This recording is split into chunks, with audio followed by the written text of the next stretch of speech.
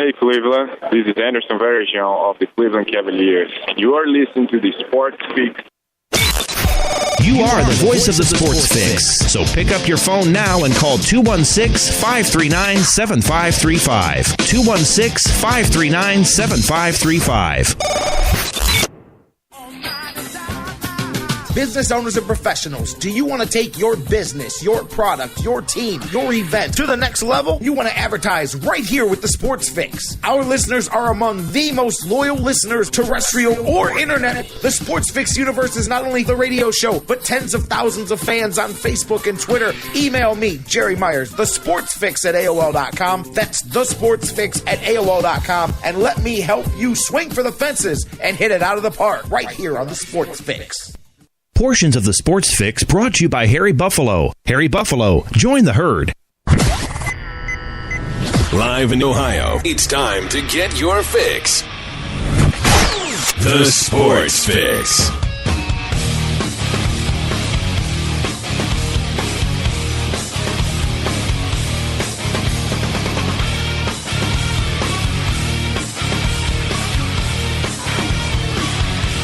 All right, we're underway. So far, so good. Sorry for the delay here, guys. For those of you that don't follow on social media, you may be unaware, but it took us a few minutes to get on the air. It was an adventure, but perhaps we've come to the pot of gold at the end of the rainbow, or so I would hope, because we maybe got some things straightened out today. We're going to see. It appears the phone lines may be working at the same time as the actual radio show. And if you'd have known the debacle this morning, seriously, you fix one thing and another thing goes. It was like that. I was flipping out. However, staying calm of mind and being a steady hand, I was able to steady the ship. We got it rolling, and I think things are good. Not only here, but perhaps going forward. For those of you that are regular listeners of the Sports Fix, you know we've been dealing with all kinds of issues, but perhaps we may have finally started to get to the head of the monster here. So we'll find out. I'm looking forward to it. Welcome in if you're still with me. Many of you may be just now tuning in as I'm sending out word across the social media channels that we are indeed on the air. We are live. And I don't have to strangle. No, I don't even want to. If I say the wrong thing, people will take it wrong. I was going to joke and say, hey, I don't have to go beat my kids or something. But then somebody may take me seriously. So I don't have to go get mad and take it out on any office furniture or anything like that. And we are rocking and rolling. And I'm very glad, too, because today, not only midweek, Hump Day edition of the show, and I'm going to be surprised as we go along to see what sorts of things pop up, because I fixed as many as I could along the way here, but who knows what may happen. But we're going to roll with the punches here. We've got Dan Wismar from Everybody Hates Cleveland. He's going to join us here today. Tony Brown, the play-by-play man for the Lake Erie Monsters, also in the house today. So I definitely wanted to make sure. I was sitting here, T-minus 5 minutes to go before we kick this bad boy off live, and I was sure that we were going to have to blow today out because it was looking very grim very quickly, but we got it. We got it turned around. We got the ship righted, so here we go. Let's have some fun. You guys ready to rock? I know you are, because you waited 10 minutes for us to start the show. If you're listening on digital delay, you're like, I didn't wait at all, so let's get rolling. Welcome in to the Sports Fix. I am your host, the Big Daddy on the microphone, J-Rocc. Jerry Myers here with you, as we are each and every time we crack the mic live across the radio network. Maybe you're listening live on TuneIn's radio app, digital app, mobile app. Maybe you're on Spreaker or Mixler. Their respective digital and mobile apps are over in the Mixler chat room. Always good to talk to my guys over there. Perhaps you're listening live on Spreaker, on our website, the home base, thesportsfix.net. I'm back here checking everything. Looks like we're good to go. I'm happy. Perhaps there's a smile on my face, although it only takes 1 second for that to turn around. To make up for the delay, I'm going to shorten my opening segment, take a phone call or two. I'm going to get Dan Wismar in a little bit earlier than usual for those of you listening now than it would have been on the show. Then we'll get rolling. We'll get Tony on. So welcome in, however you're listening. Perhaps you're one of the thousands listening on delay on digital delay 24/7 around the world on places and sites like iHeartRadio, the world's largest internet radio provider, iTunes, Stitcher Radio, SoundCloud, all the different places that you guys do the thing and listen to the show and get your fix. Thank you so much. As I say each and every time, without you, nothing happening here. With you, we got a little something going on, and be a part of it. Phones are open. 216-539-7535. I lied on Monday when I said the phones were open. I thought they were open. You guys were calling in. I was answering the calls, and I'm like, man, why does everybody keep hanging up?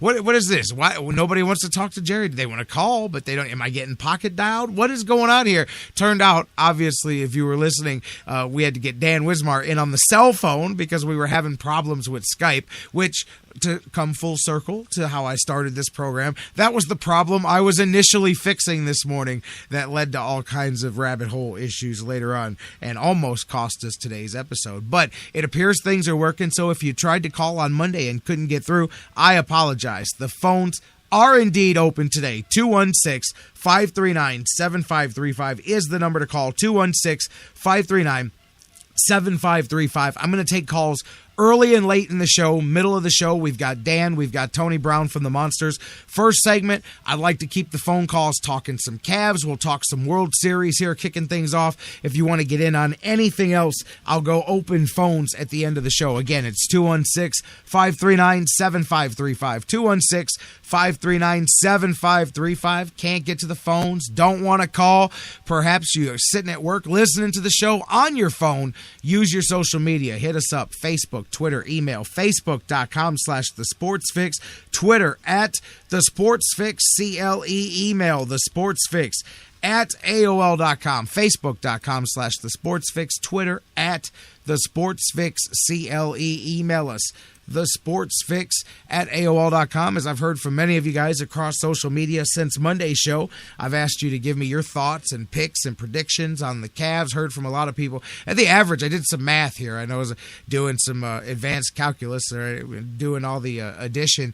Average, I got about 59 wins is the average of where you guys came in with the Cavs. Of course, we found out last night they won't go 82-0. Another thing we found out last night is that we were indeed correct that the sky would be falling very early. Once again, boy, talking and listening and sitting back and watching the social media wave last night, you'd have thought that basketball was a one-game season, because I'll tell you what, I said Monday, I said, guys, let's not be tripping about whatever happens in game number one, good, bad, or indifferent. And I said, but you will see it. You will see the sky falling. You will see Chicken Little running around. You will see people tripping, and boom, right off the bat, saw people tripping on Tristan Thompson. Tristan Thompson will never be worth the money that he held up the Cavaliers for after one game.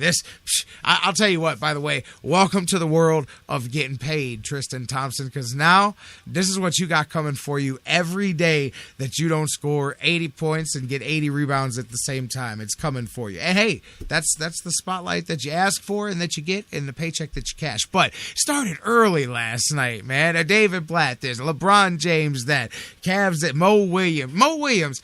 I had a friend loving Mo Williams up until the end of the game. All of a sudden, it was Mo Williams' fault. I'm like, you don't think it was LeBron's fault for getting blocked clean by Pau Gasol at the end? You don't think it was just the first game of the season? And it was, hey, listen, man, don't trip, guys. There's 81 more of these things to go. It was very good to have basketball back in general. There was 3 games on the slate yesterday. I watched both of the TNT games. You got a full slate. Everybody's tipping off around the NBA tonight, and the Cavs, of course, in Memphis doing it as they've got a back-to-back here, and that's the great thing, man. You know, the basketball, there's always 3 or 4 games. There's no Buckeyes game this week. It'll be a Cavs game this weekend to make up for it, though. It feels good to have basketball season back in effect here in the Cav. We're going to talk more about the game itself as the Cavaliers. It was an up-and-down game. There was some good, there was some bad, of course. There's a ton to go. First off, as we know, this team is nowhere near the team that they're going to be. We don't even need to go through all of that. Remember, this squad started 19-20 last year. I don't expect that type of a start this year, but I don't expect it to be blockbuster right off the get either. I think that it'll be similar to that, maybe a little better than 500, particularly depending on the health of LeBron in the early part of the season here. But I think that they've upgraded the additional talents around that. Even with the guys that are down and won't be joining. I don't know that it'll be 500 come January, but it'll be, a few games over. But they're going to lose a few. I wouldn't be surprised if they end up losing perhaps 2 of the first 3 here, or splitting the first 4 games or so, just because they've got some tougher teams. I mean, Miami can ball. Memphis here, we just saw Chicago. Surprised, too. They were talking about it on the thing. Chicago going to go with Noah coming off the bench there. And I have to agree with Charles Barkley. I don't know that I would be doing that either. But anyways, I'm sure they were glad to get their season started with a victory here in Chicago. I thought, hey, for what it was, the Cavaliers fell down big early. Not big, but, they had the big lead, by the way, to start in the early part of the game. It was kind of the feeling out process there. But then Chicago went on that big run and kind of took control of the game there, bridging between the end of the first quarter and on into the second. But the Cavaliers clamped it down, played some they played their best defense of the game in the second quarter. Third quarter as well. Neither team in the second half really put a lot of emphasis on defense there in that game, much less than in the first half. Cavaliers with only 17 points in the first quarter. That was their lowest, and then they proceeded to increase upon that throughout the rest of the game. Fourth quarter as well. Cavs did a good job at the end as well to cover that deficit. I believe with $1:20 left in the game, they were down 7. They were able to close the gap, get themselves right back into it, even though the scoreboard was trying to cost the Cavs game. But did you guys notice that? The Cavs got it down to 97-95. First, they had it 100-95 on the TV screen. I said, man, they just gave Chicago 2 points. And then I didn't even realize they actually gave them 3 because they had miscredited the 1 point, and it was 97. They were given credit for 98. So first they gave the Bulls 100. Then they gave them 98. Then they took it down to 97. Cavaliers had everything that they'd have asked for on the road. Last possession, chance to tie and or take the lead. LeBron, Bruce in the chat room, by the way, I agree with you there. But, I thought the block was clean. I just did. I still continue to be amazed. And I don't mind it because I prefer that they would call that everywhere, but I don't think that they do. I do get amazed at the physicality, I say it all the time, that people are allowed to have when it comes to LeBron James compared to the other megastars in the history of the league. You could not breathe in the direction of Michael Jordan, and I love Michael Jordan. I build statue to Michael Jordan. That's one you could accuse me of. But anyways, that LeBron, the physicality that he endures, and it's because of the size, rightfully or wrongfully so. I think people just, assume that he should be able to take a little. I don't know what it is. Whatever it is, I think we've all seen it. And he can get diva-esque on the other side of it, but he gets banged up a lot that doesn't get called. Either way, I thought the block was clean, and I was shocked. I said, well, that's season opening LeBron. Hopefully, season closing LeBron gets up and dunks that one on Gasol, and we'll chalk it up to the open of the season, you guys. Either way it goes, Chicago, Cleveland, it was a good one. The president was in the house. President Obama was watching that game last night, and it was a good game. I thought Cavaliers, shame that they couldn't finish it out at the end, but for what it was, I'm good with it. Let's see how they handle a back-to-back, see how this team bounces back 2 in a row to start the season, and that's a strong Memphis squad on the road. They could very well be coming into the home opener 0-2. Nothing to flip out about, you guys. We'll talk some more about this in a minute. I want to get Dan Wismar in and see his thoughts on the game, of course, the World Series and more, but I want to get with you guys. I couldn't talk to you Monday. I've held you on hold here for a few minutes now. Caller, kick us off. You're live on the Sports Fix, talking some Cavs hoops. What's happening? Who's this and where are you calling from? Hey, good morning, J-Rocc. The phones are working, and we're live, and we're on the air at the same time. Hot diggity damn. What's going on, man? Hey, not much. I wanted to start with the World Series last night, and how you gonna go in a total different direction? No.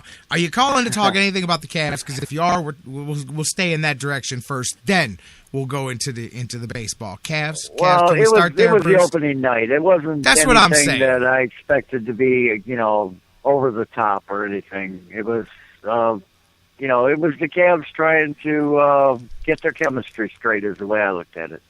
What did you like? What did you see that you did like last night? I saw definitely some glimpses of where they're going to end up. You know what Kevin I mean? Love. Yep. And I saw rejuvenated Mo Williams. Mo Williams, baby. Are you guys happy? I know. Here's the funny thing is how many people turned on him. I'm telling you, I had friends that were all night long like, yeah, you're right. I'm glad your boy Mo, because everybody knows that Mo Williams is my guy. And everyone's like, man, I'm glad your boy Mo's back. What do I get at the end but a half a dozen texts that go, man, it was your boy. Your boy cost us the game. And I'm like, get out of here, man. That was a bad pass by Mo at the end of the game. I don't know where he was throwing the ball. He didn't give the Cavs much of a chance there with 4 seconds left. But I thought he played a strong game, and that's why you brought him in to fill the gap for Kyrie. By the way, real quick, that just reminded me of something. I saw somebody sent me an article this morning, and Bradley sent me an article about Norris Cole, and it was just from one of those rumor websites or whatever. And take it from me, that's all it is rumors. Norris Cole's a restricted free agent. That's what Tristan Thompson just went through. Norris Cole's trying to get paid right now. He's sitting out, and they're currently in a standoff. There's no salary room whatsoever for the Cavaliers to swing any kind of a sign and trade for Norris Cole. I know that sounds great. I'd love for him to come here because he played for the Vikings, and I love Norris and all that, and had him on the show back in the day. But it's a pipe dream right now. The Cavs would have to trade out some salary to bring that back in. There's just no way they could do that. But, who knows? I heard Joe Johnson was another one I heard yesterday, and I'm like, wow, really? What do you guys think? The Cavs need a $300 payroll to win a championship? Joe Johnson's he's not a cheap piece either. We're going to add that to the $170 million that we've got. How about we let him play some ball with the $170 million worth of guys that we got? Second highest payroll in NBA history. Let's go see what they can do here before we start adding any more guys to it. But anyways, I was with it. It's a shame that they couldn't win last night, but I thought that on the road, shorthanded, and whatever, not saying that in the excuse-making way, I thought that the effort was there. Defensively, though, neither team was playing any defense in the second half, man. That was definitely first game of the season defense for sure. And I think the Bulls, that was noticeable last night, that they're going to be a different team defensively without Thibodeau as the coach. I liked the rotation by the Cavs too. I mean, I thought Blatt made the right moves at the right time. Yeah, it was all about trying different groupings, and that's what the first part of this season is going to be about. A lot of these guys didn't play together at all, and then you're going to go through that all over again in late December, early January, when you add, hopefully, the rest of your pieces. Well, Jefferson, actually, too, by the way. I was going to ask 13, you, Bruce. And, pardon me? I was just going to say, while we're talking about guys, it was only a little bit here and there, but I liked the little bit we saw out of Richard Jefferson, too. He showed defensively a little bit. He's going to make a difference. Yeah, he got in there with that one sequence where he got the steal, and then they got out in front of it down the court and got the fast break bucket. I definitely think that he showed in a little bit last night that he's a clear upgrade as far as the end of the bench veteran, especially to replace LeBron and give him some breather. He's way an upgrade over Sean Marion. Oh, yeah, no doubt. Yeah, now, he's here's got what got some me, life. though, was when they were down by 13. And Blatt brought in LeBron and Love, and they brought it right back to a 1-point lead, actually. Yeah. So, yeah, they have the ability to close quick at the right time. Yeah, they have. Yeah, and that's something that I'm really curious to watch all season long. David Blatt had such a great reputation overseas of learning, of being a cerebral coach and being a great coach that got better as he got, more experience, more time. As you see, his record and resume showed that. That's what I'm hoping to see here, and I've got full faith in it. I know everybody, he's on the hot seat. If he learned on the fly like he did last year, I'm very curious to see now that he knows what rotations feel like when you move LeBron in here with this guy or pull that guy out. Now he's got a better feel for the NBA rotations. I want to see if David Black can really start to do, and I liked the early, like you're talking about, you're getting a good early look at that, but that's something that I think will be the biggest sign of how much better he's gotten in year 2 is how much more comfortable he is and how much better he gets with finding his rotations, and I think he will. I think I'm looking forward to it, but that's one of the things I want to see the most out of him this year. Well, the one thing I really liked was that they gave LeBron time to rest his back. I mean, he had 25 points and 10 rebounds with a bad back. Okay, and that's besides the point. I mean, he did get some rest on his back. He had people that came in. They didn't, they didn't embarrass the team by replacing LeBron. No, and they're deep enough to do that. They're deep enough to. I don't know if you heard Monday. My thought, and this is just a random thought, not necessarily a scientific formula, but I would figure that the Cavs are deep enough that they could rest one guy every game. But you could go through a good 3-week cycle of giving everybody a game off. Every 3 weeks they get their scheduled game off to rest, and you'll cut 10 games a season or so off of each guy's workload, and I think that would make a huge difference. And you're deep enough. It's not like you're sitting 3 guys a night. You're putting yourself behind the 8 ball, but LeBron sits a night, and then Kevin Love gets his night off, and you know what I mean. And then so on and so forth. Not only that though. It's the fact that everybody's getting playing time and they're not being forced in at playoff time. Exactly. Hey, all of a sudden you're a starter. Right, because those 10 games that LeBron sits out by choice are Richard Jefferson starts in his place or somebody else. You know what I mean? So they get 10 games of full starting experience with that squad. It just allows you to mix these pieces together a little bit more, So that's just my Black thoughts. said he was going with the 12-man rotation, so, everybody's going to get, a little bit of time to hold the ball anyway. Absolutely. Absolutely. I think he went 11 last night. I think Cunningham got a couple of minutes. At first, it was looking like it may be 10. I didn't see Sasha Khan play last night and Joe Harris as well, but they're the only ones. Everybody else got in for at least a couple of minutes. Well, in my point of view, it was nice to see Kevin Love come back and look healthy. Absolutely. He had 18 points, 8 rebounds, and I believe 2 or 3 block shots. So, he had a pretty productive night for a guy coming off of a separated shoulder. I agree. And you know what? You wouldn't see it statistically. And I know plus minus can be a skewed factor, but Anderson Varejao, always an energy guy, and he was the best plus minus performer of the night. Cavs were 9 points better when he was in the game, even though he was only he had a couple of boards, a block, a little bit defensively there, and he made a couple of free throws there, but.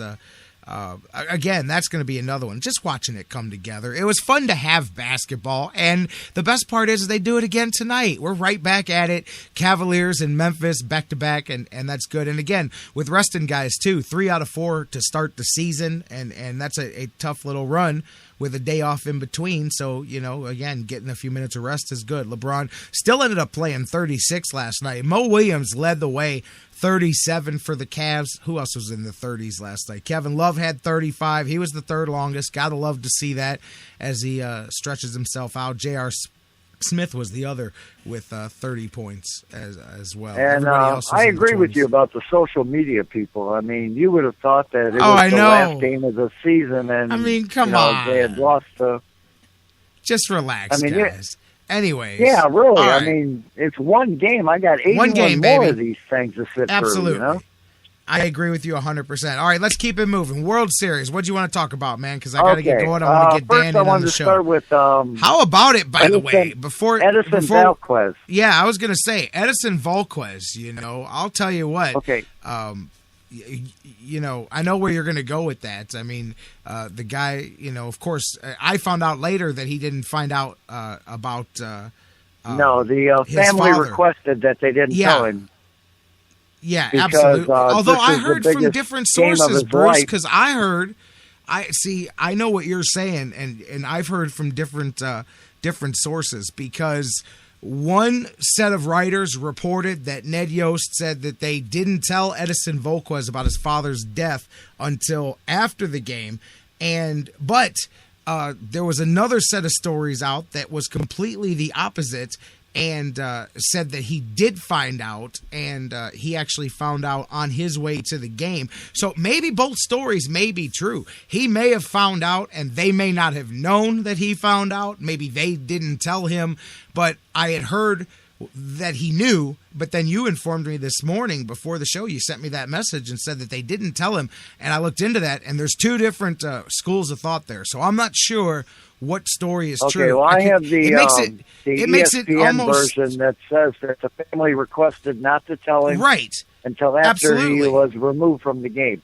And that's what Ned Yost said that they did. But the other story that I had heard that was going around said that he had actually gotten the news while he was traveling to the game, to the stadium to play the game, and that he did know. So, which if he did, makes it even more amazing. I mean, just imagine those circumstances to be out there and know.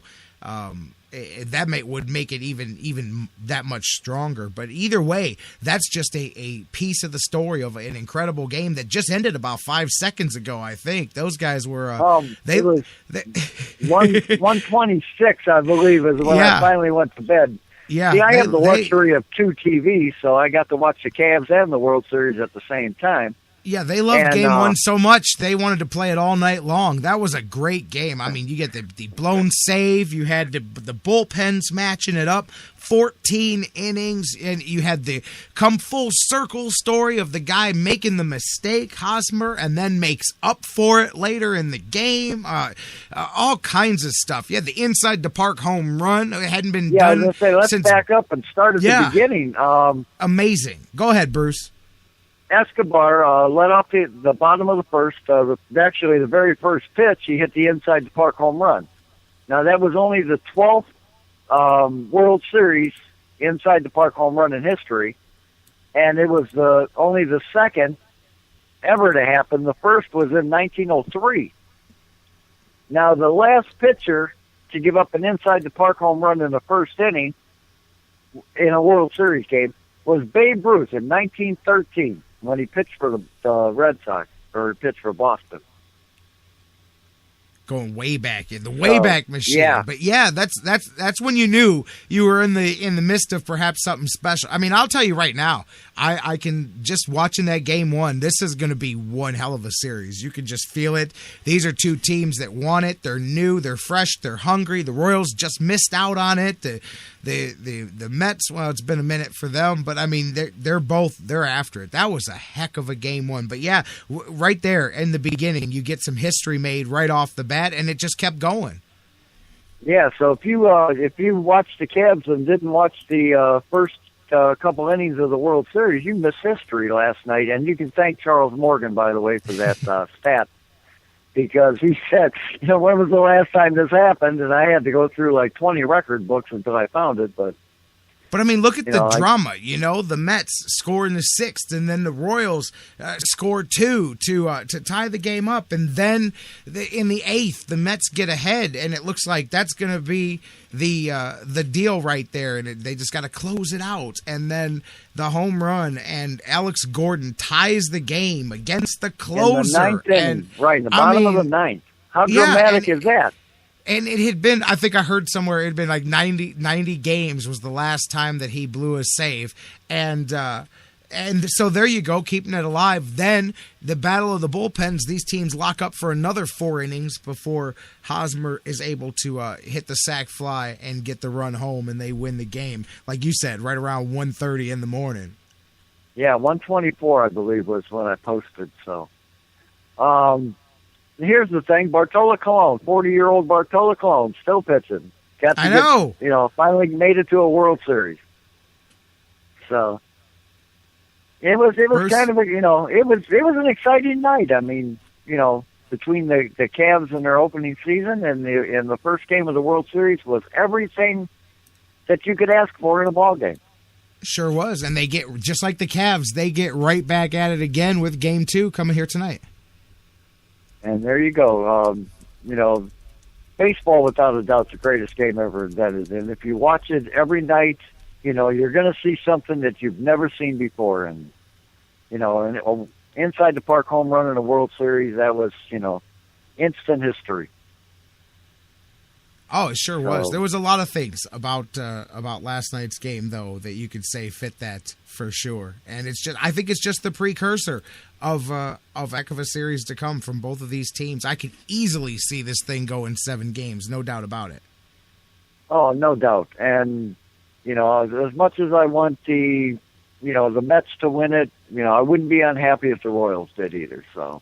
And I'll tell you what, I've got some interesting stats here from that too. Home teams such as last night that have won Game 1 in the World Series have won 13 consecutive World Series, going all the way back to the Blue Jays in Toronto back in '93.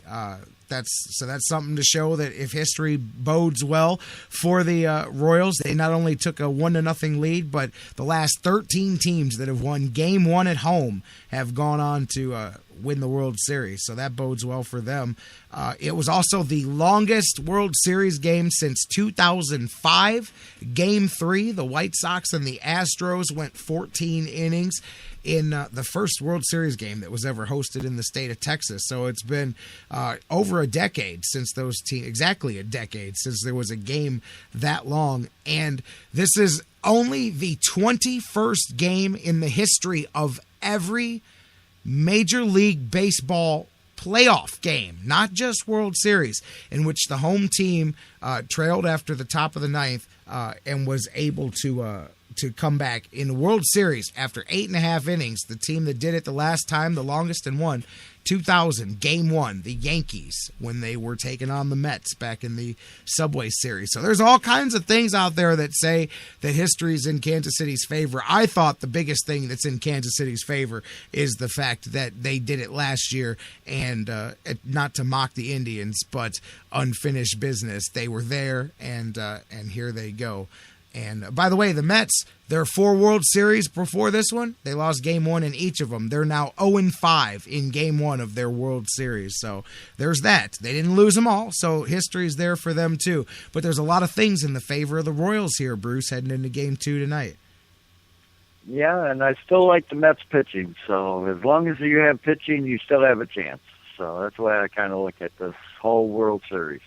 You got that right. All right, Bruce, my man. Speaking of that, yesterday on your website, on your SportsFix site there, you had about the something about they wanted to image the Mets and the Royals, the Indians did. That was just a post from the Indians website. Yeah, inspired by the Royals. It was from the Indians website or something like that. Yeah. Yeah, and we don't need inspiration. What we need is help. We need a power hitter. We need a corner outfielder and a third baseman that can actually hit the ball. I mean, consistently. Not that Urshela is, he's an outstanding defensive player, but he just has a little trouble with the bat. Now, if we can, substantiate those 3 spots, we could be right in this because we have the pitching better than both of these teams.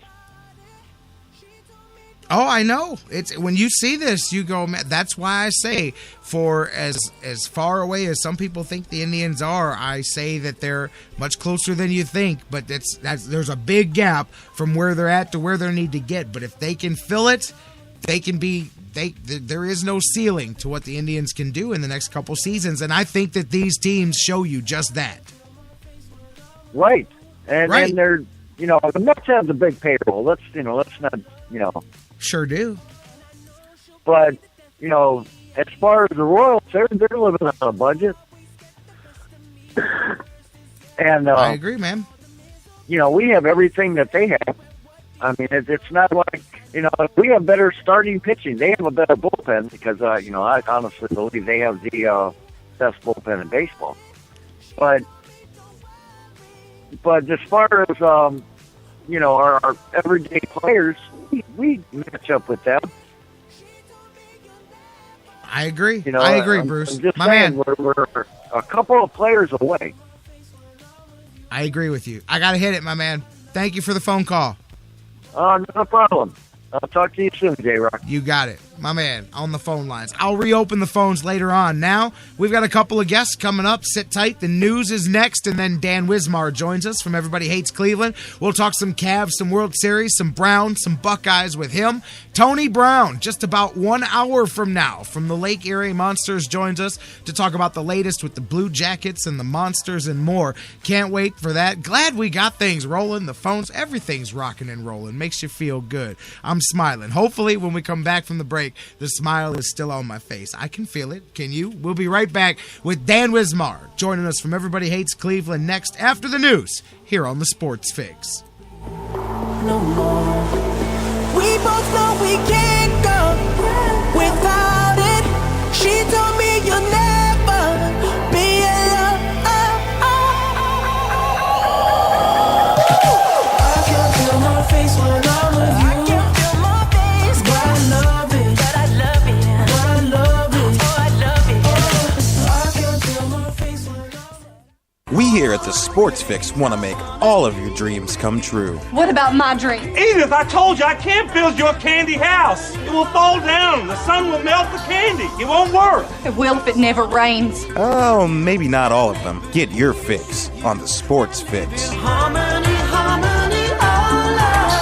Hey guys, J-Rocc here from the Sports Fix, and we always talk about using our platform to try to help the world and the society we live in, and everywhere I go and everywhere we go, bullying is one of the problems in today's society. There's nothing worse than any person, big or small, strong or weak, adult or child, feeling picked on, pushed around, vulnerable, and victimized at the hands of a bully. Change comes one person at a time, and my good friends at No Such Thing as a Bully are working on skills and techniques and ways that we can all change and make things better for everyone. Find out more at nosuchthingasabully.com. Hey, Sports Fix fans, I'm Fred McLeod, TV voice for the Cavaliers. When I'm not busy taking elbows from my buddy Austin Carr, I'm tuning in to see what the guys are saying. Come on, Cavs! Football season is party season at Harry Buffalo North Olmsted. And no matter who you root for, everyone wins at Harry Buffalo. Every Saturday is Coors Light College Football Saturday with $6 pitchers, 4 bottles for $10, and the Buckeyes in full HD. Every Sunday, all the Browns action with Bud Light beer specials and $10 hair of the dog pitchers. Hey, baby, let's go out there like a bunch of crazy dogs. Have some fun. Plus, every Monday night, catch the Monday Night Football action with some of your favorite Browns players. Football season is most definitely party season, and your headquarters is Harry Buffalo North Olmsted all winter long. Harry Buffalo. Join the herd. I'm Little Teapot, short and stout. Here is my handle and here is my spout. No, Dad, like this. When I get all steamed up, then I shout, tip me over and pour me out. This is WWE superstar Roman Reigns. The smallest moments can have the biggest impact on a child's life. Take time to be a dad today. Visit fatherhood.gov, brought to you by the U.S. Department of Health and Human Services and the Ad Council.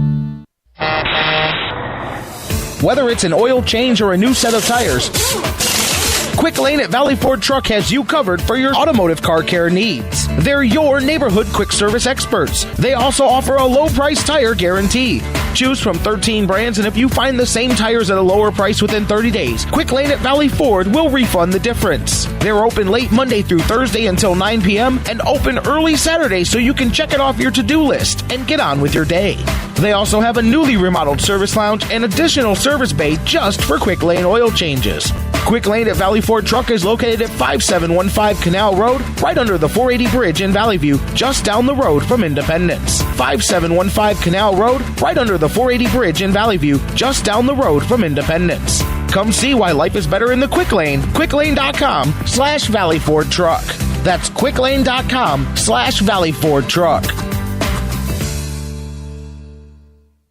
News break. Good morning, I'm Bob Picozzi. Happens like clockwork every 89 days. For the first time since July 30th, Mets closer Jurius Familia blew a save. He allowed a game-tying home run to Alex Gordon in the bottom of the ninth. The Royals went on to win Game 1 of the World Series 6-5 on an Eric Hosmer sacrifice fly in the 14th. Gordon's home run, the first off Familia since September 23rd. Saw him do a quick pitch earlier to Salvi, so when I got in the box, I just wanted to make sure I was ready and not be surprised by it, and he did it. And when a guy like that, you can't miss the pitch, and he's got great stuff and just got a good swing on it. It will be Jacob deGrom versus Johnny Cueto tonight in Game 2, 7 o'clock Eastern Time on ESPN Radio. He suffered an epileptic seizure on the sideline during a game in 2011, another one at halftime in 2012. Minnesota football coach Jerry Kill announced this morning he was retiring effective immediately because of health reasons. ESPN Cowboys reporter Todd Archer is reporting the Dallas wide receiver Dez Bryant will practice today for the first time since he broke his right foot on opening day, September 13th, against the Giants. Sports Center is brought to you by Blue Emu, the leading household name in muscle and joints. Experience the benefits of emu oil and try their new Blue Emu Maximum Arthritis Pain Relief Cream. Beat the pain. It works fast and you won't stink. Now, back to the Sports Fix.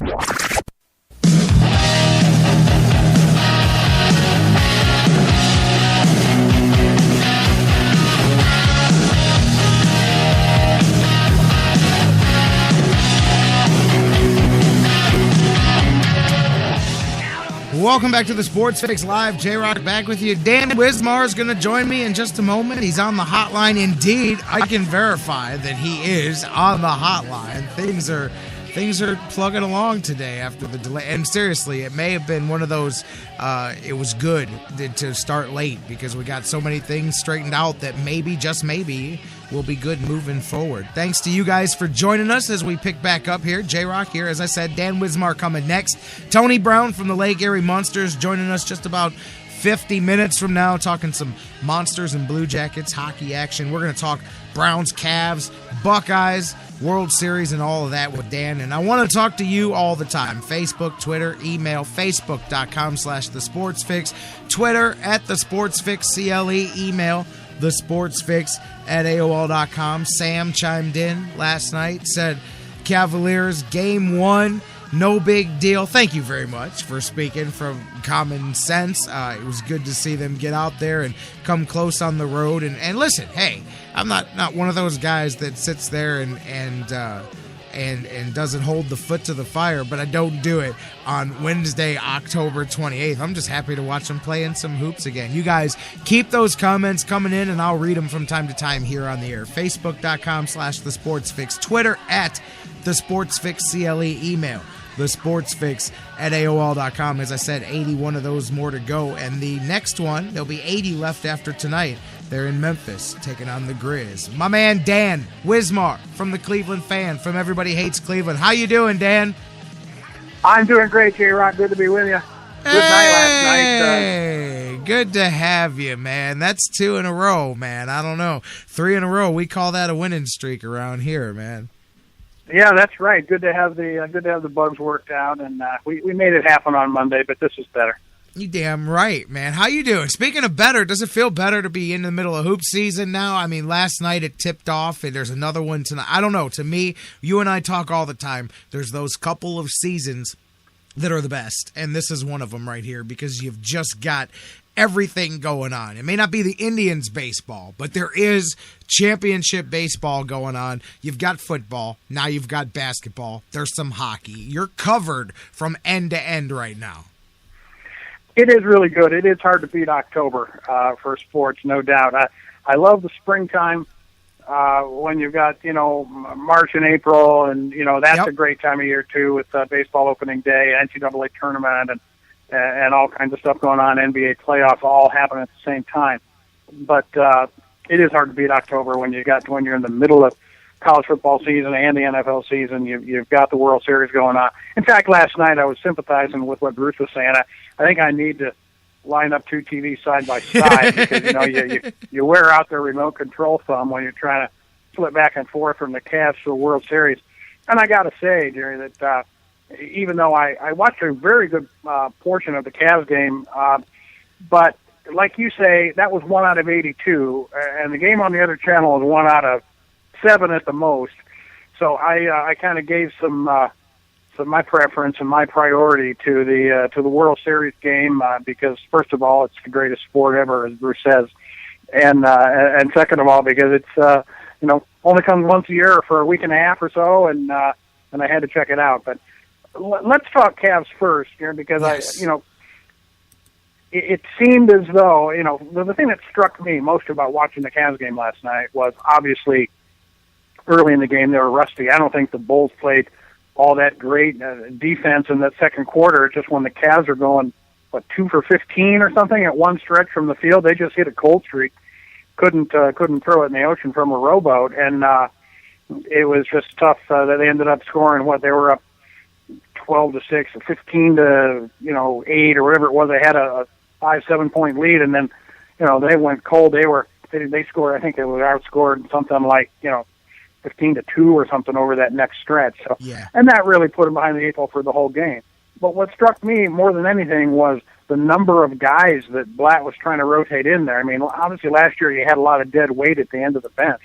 Now, that is not the case anymore. Nope. When you can run guys out there and really be 12, 13 deep, and not hurt for it. And that's even without Kyrie and Shumpert being there. So it's just the talent level is so significantly upgraded. It's going to be a real balancing act, I think, for Blatt to get everybody their minutes, get everybody working, and obviously that's not going to happen right away.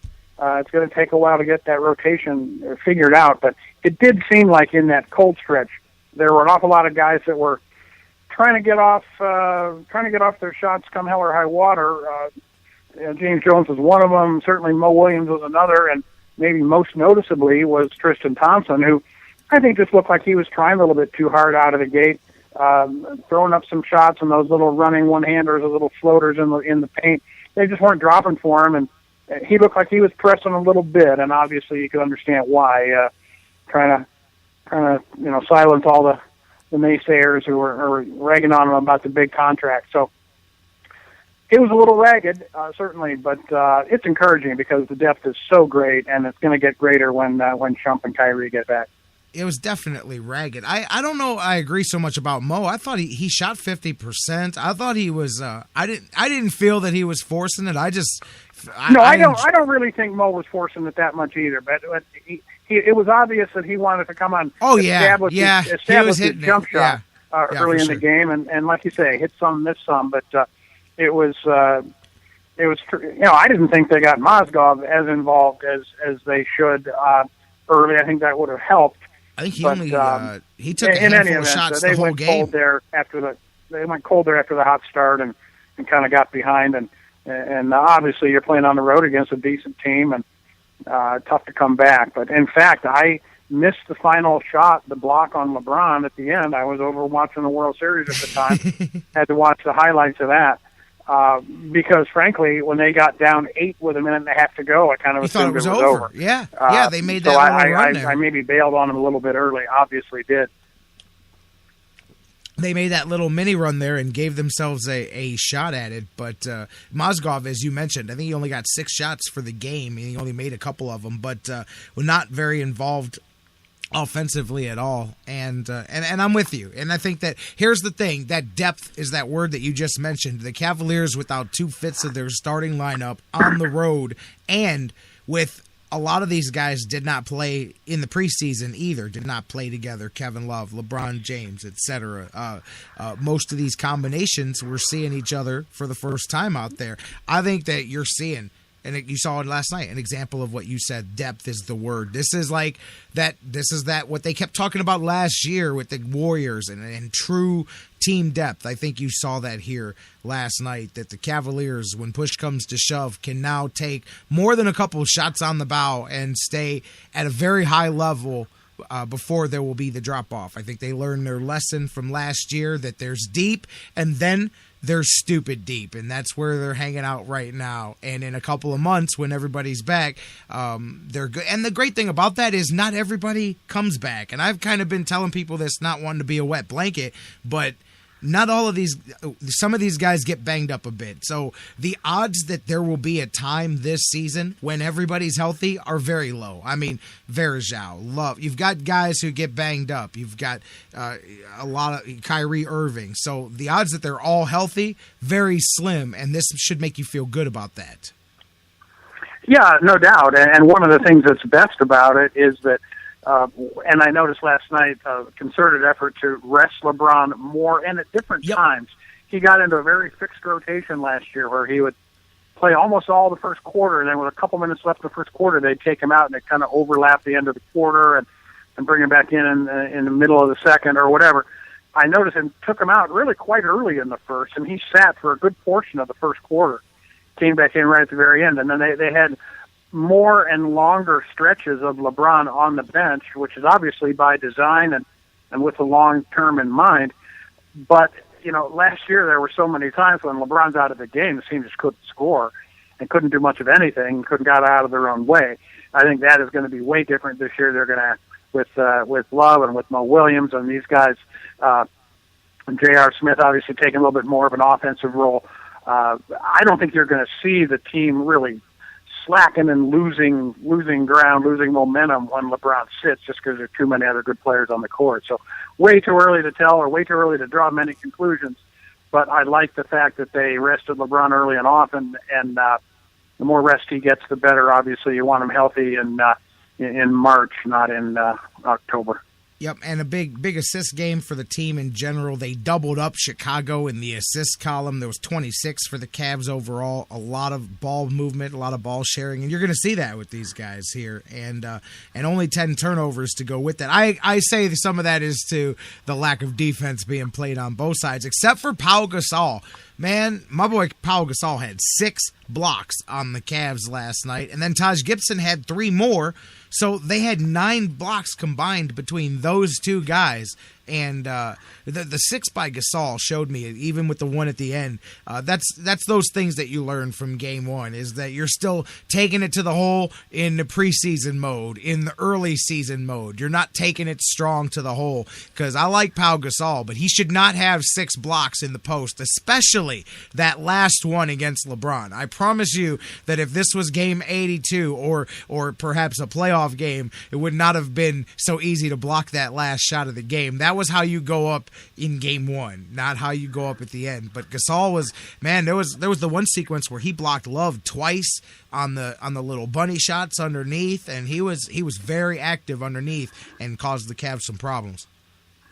Yeah, that's true. And speaking of which, I thought Love played good defense too. Had some nice blocks and down low, and came off to me a little bit as more aggressive defensively than he's been. And yeah. LeBron, I think, what was the quote from LeBron after the game, that he made himself small. Made himself too small when he made that move to the basket. He wasn't assertive enough, or he didn't use his body to position himself well enough. So he was saying that kind of in regret after the game, that he allowed himself to be blocked on that shot because he, as he put it, made himself too small going down the lane. So yeah, you're right. It's a game one thing, and you're not going to see that in July. Oh, I'm with you. You got that. If you do, we got problems, man. So Cavs get a chance to come out here and grab win number 1 tonight against Memphis. That's a good Grizzlies squad over there. I think this is a good one to go right from one tough one to the other on a back-to-back. They'll be fired up because it's their opening night of the season. I love that Grizzlies team because I like the style of ball that they play. They've got Mike Conley and Randolph and Powell's brother. You get to see the Gasol brothers back-to-back to start the season. They've got Tony Allen. I mean, they've got a nice little squad over there. I think it'd be a good game tonight, Cavs and the Grizzlies.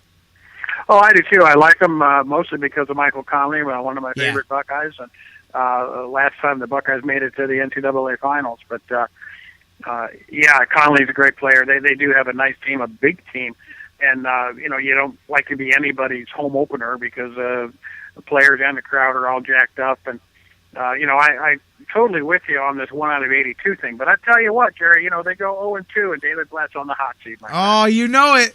Don't come home 0-2. I just had to say it. Hey, I was talking. This is no joke. I said that I wouldn't be surprised if they lost even 3 of 4 to start the season because they have. Hey, Miami coming up is a tough. Miami's going to be strong this year. They don't have Bosch out this year. They're rebuilt. They'll be strong. But I was talking to somebody the other day, and the guy goes, "Hey, Do I sound crazy if I say I think the Cavs are going to start 0-3, but they're still going to be just fine? I said no. I said that's very possible that could happen because you got 3 strong teams that may be in a more cohesive place to start the season than the Cavs are, and so that's not in any way a knock. If they do, oh Lord forbid, if they did start 0-3, then the sky would be falling. But it's very possible, and it's nothing to lose your mind about. Well, no doubt, and I was, of course, kidding. But I know. Well, we only see that from the national press. We don't even really see that kind of panic button stuff here locally in the media. Obviously, the occasional fan will freak out, but it's the ESPNs of the world that want the clickbait, and then we'll start talking about David Blatt's job status here by before the weekend is over if they lose tonight. So you just yawn and take it and realize that it is what it is. It's clickbait, and it's because they have nothing else to write about when you're 2 games into the 82-game season. Oh, for sure, But talk about this is all right. I was going to maybe bring this up later, but you mentioned ESPN. I don't know if you saw. There was a piece that I read, and doggone it, I cannot remember where I read it. It was a business piece about ESPN, because I don't know if you heard, but they had to make major cuts, or chose to make major cuts this past week. 350 employees or something like that. And I read from some people that used to work there that, knowing the people that were cut and the departments, that these were not cutting the fat, that these were some deep cuts in some major departments, and a lot of it comes to the fact that they major league screwed up. And we're starting to see, we talk about that bubble of these television rights. The NFL's $1 billion league because of what they make on TV. A lot of that comes back to ESPN, and there was a thing showing how much money that their rights fees just took a quantum leap in what they're paying to keep these crappy football games and these games, but nothing happening in games. No offense to the people that are involved in them, but they're schedule fillers. They've got 24 hours a day to fill, and so they've got to put all of these things. But they quantum leaped the rights fees that they're paying, and now it's causing all kinds of deficit issues, and it made them make all of these major league cuts, which a lot of people that know how ESPN works are saying is just going to completely continue to cannibalize. The product has already degraded itself. You got a lot of guys, and then part of it was some staffers saying that they've replaced a lot of high dollar people that were well respected at what they do with a lot of people that are so happy to work for ESPN that they'll work for the lowest that they can make to work there.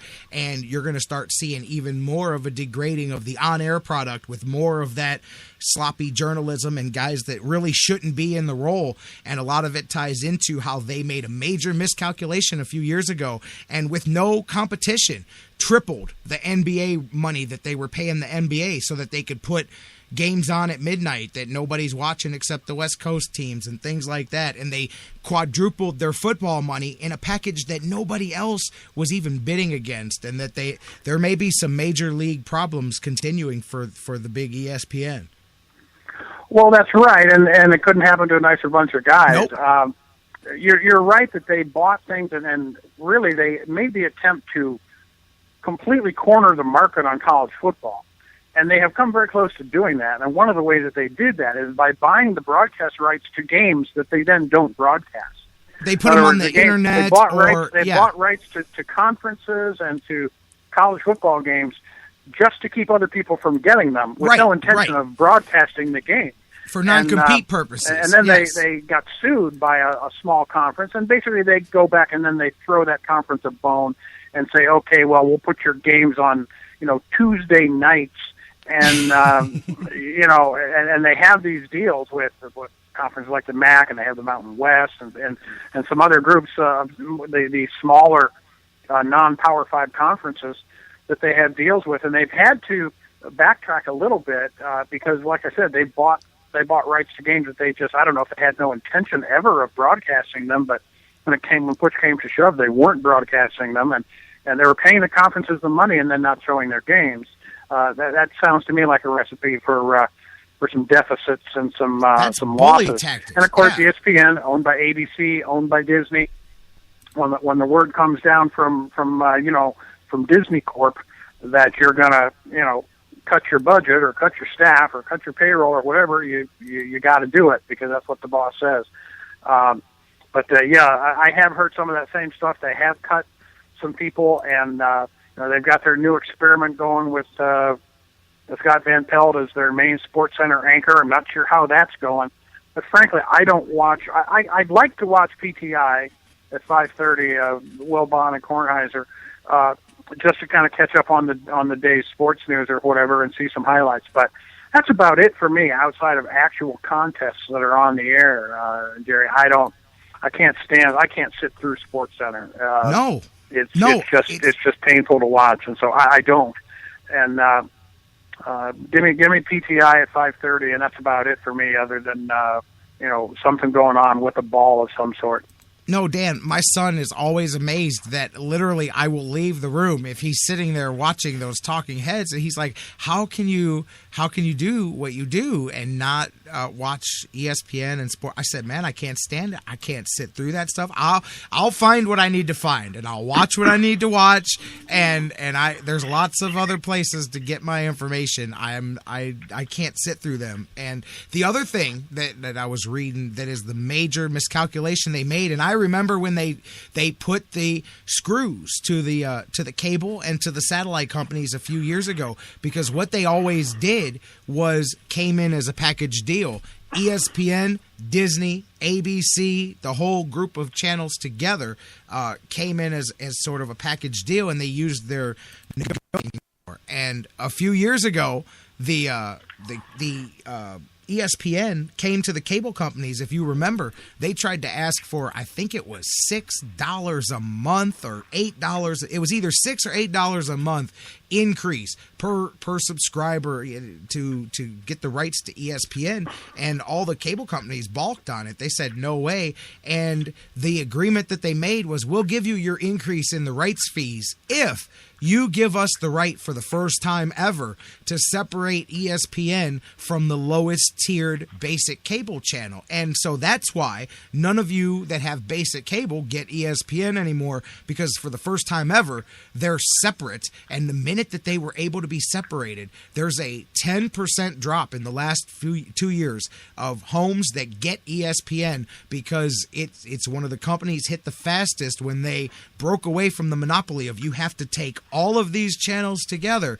The minute that they did that, they got more money, but they instantly got put on a higher tier, and all sorts of people like grandma, who could care less if she's getting ESPN or not, said, why do I don't need this channel. I'm not going to pay an extra $2 a month for ESPN. And they've seen a 10% decline in the homes that get ESPN. First time since the start of ESPN that there's ever been a decline, and it's huge, but it's the first decline they've ever had. So as you said, couldn't happen to nicer people, but they tried to get the big money and hold the cable companies up for ransom, and they left themselves open to a loophole that's now kicking them in the ass.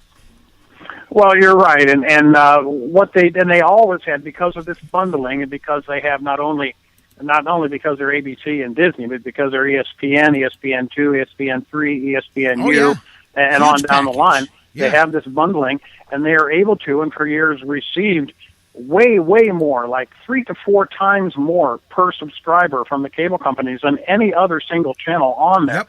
I think WTBS or TNT or one of the others, they get something like $1 per subscriber from the cable company. ESPN gets about $6 or $7 per subscriber. Yes. It's ridiculous, and because they had this power of the bundling, if you don't take ESPN, you don't get any of these other channels either, and it goes on down the line to several of the other cable network channels. I don't believe they can include ABC in that, because that's an over-the-air broadcast channel.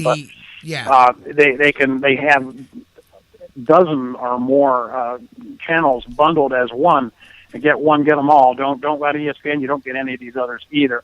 Well, it's good to hear then that they are finally getting their comeuppance a little bit, and I'll tell you what, losing subscribers by the millions and tearing the fat on their staff. But I'll tell you something it funny. doesn't mean a whole lot to me until it starts affecting the broadcast teams that are actually doing games.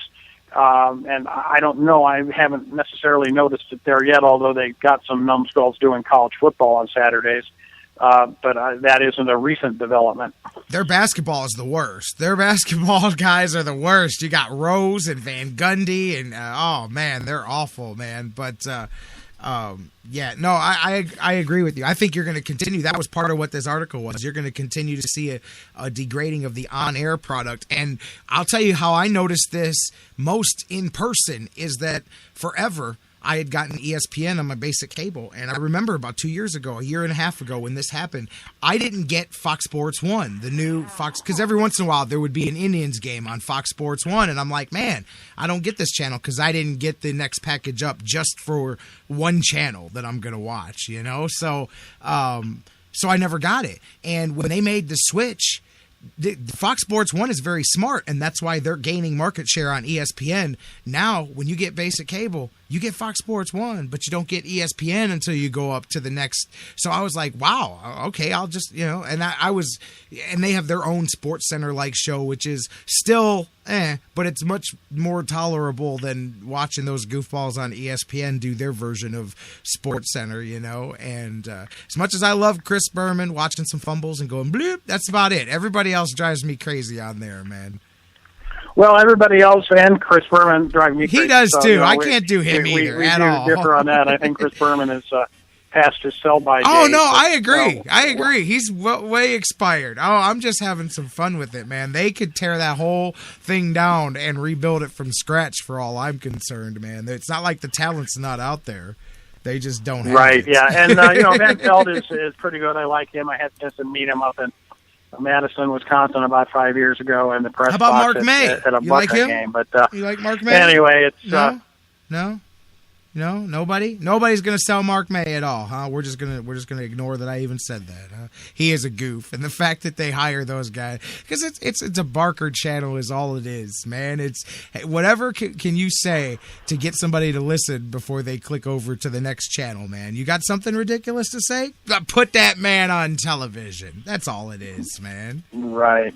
You know. So you were flipping back and forth, obviously, to the World Series last night. Yeah, too. but even if I wasn't, I would have been able to watch a whole nother baseball game after the Cavs game ended because they just kept playing and playing and playing some more.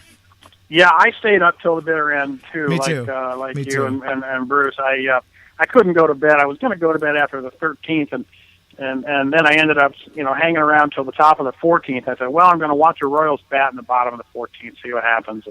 And sure enough, that was when it ended. I couldn't, sort of like watching Bartolo Colon pitch in long relief, sort of like a train wreck. You got to slow down.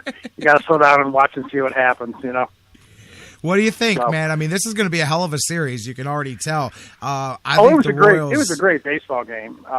Great baseball game. I loved it, and I even sort of mentally predicted the Gordon home run because it's such a predictable thing for these Royals that they've done this countless times. Gordon has done it 2 or 3 times this season with either a walk off or a game tying or game winning home run late. Although Familia had been just unhittable in the postseason so far, and I thought, wow, I mean, Royals going to have to come back against this guy. He's so hot. He's been so good. They said he hadn't had a blown save for 3 months or something like that. Yeah, I mean, 3 months. This is a guy who has been unhittable in the postseason. How he could leave a belt high fastball up to Alex Gordon in that situation, I have no idea because he leaves the ball down below the knees and everything seemingly dropping, and he's got the changeup and he's got the great slider. I've seen him pitch the last few games. No one's gotten a pitch above the knees, and they can't hit it. So how he left that ball up for Gordon, I have no idea. But Gordon definitely did not miss it. You could tell as soon as he swung that it was a tie ball game. And think about the story. I mean, Hosmer has the error that looks like it's going to cost him the game. You get the guy come in, he's going to close the door. Gordon keeps it alive, and then it comes back around to Hosmer to complete the full circle. That's how I think that sometimes you can just see how things are going to unfold. And I think that's clearly a portend of where this series is going to go. This is going to be a hell of a series. This is going to be one that goes down in the record books. I think Game 1 shows that right there. Yeah, and again, the pitching matchup tonight, DeGrom and Cueto. Just that alone is enough to have me tuned in and then paying attention, because obviously that's a couple of really power pitchers going at each other. It's hard to see the Royals losing after what they did last night. It really is. It's just hard to get somebody last night. I don't know who it was. One of the national baseball writers on Twitter. Talking about it's just hard to get 27 outs against these Royals and beat them in their place. They don't stop it coming really back, is, and man. because they never give up, and they've been known all through this postseason and really all last year and last postseason as a come-from-behind team, a team that not only comes from behind and puts a run or two on you, but can put 4, 5, or 6 on you in the eighth inning and run away with it. So. I don't want to say they're inevitable, because Mets pitching is too good to say that, but we'll see how it goes. But the Royals look like maybe a little bit of a team of destiny, if I can say that. For sure. And as I mentioned earlier, the last 13 series where the home team won Game 1, they won the World Series. So that portends well. Yesterday, it was funny. I saw this on the game preview. It was, one of those weird stats, that, like how timing falls. Yesterday was the 30-year anniversary of the Royals winning Game 7 and winning the World Series against St. Louis back in '85.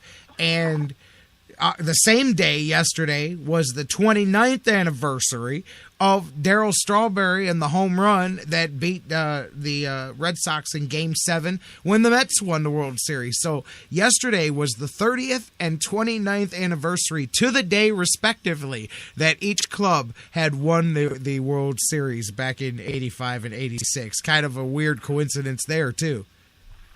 Yeah, it is. And the other thing is they're talking about this all expansion series, really, I guess, for the first time, early 60s. I mean, both these teams were expansion teams. Early 60s, was it 61, 62, I guess. And the first time that we've had a World Series featuring two expansion teams came into the league around the same time.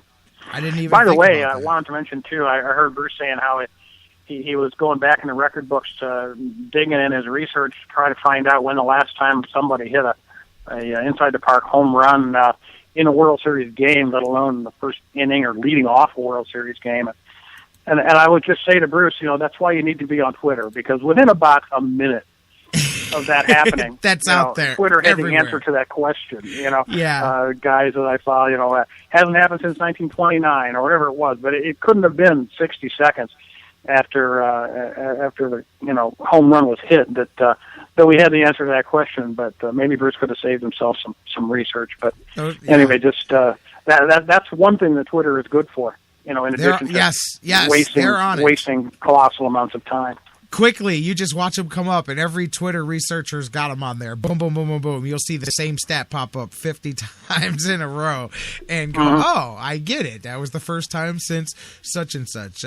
By the way, Mets, all 5 World Series. They've lost Game 1, split 4. 2-2 over the previous 4. But every year, this now makes 5. Yesterday, they've gone to at least one extra innings game every time the Mets have gone to the World Series. So they continued that streak yesterday. What do you think tonight? You think Royals go up 2-0 at home, or are the Mets able to get the split? Boy, I don't know. I'd love to see the Mets win and just keep this thing close. I don't want to see it get away, because a series like this, you want to see it go 7. Because I really don't have a terribly strong rooting interest either way, which is rare.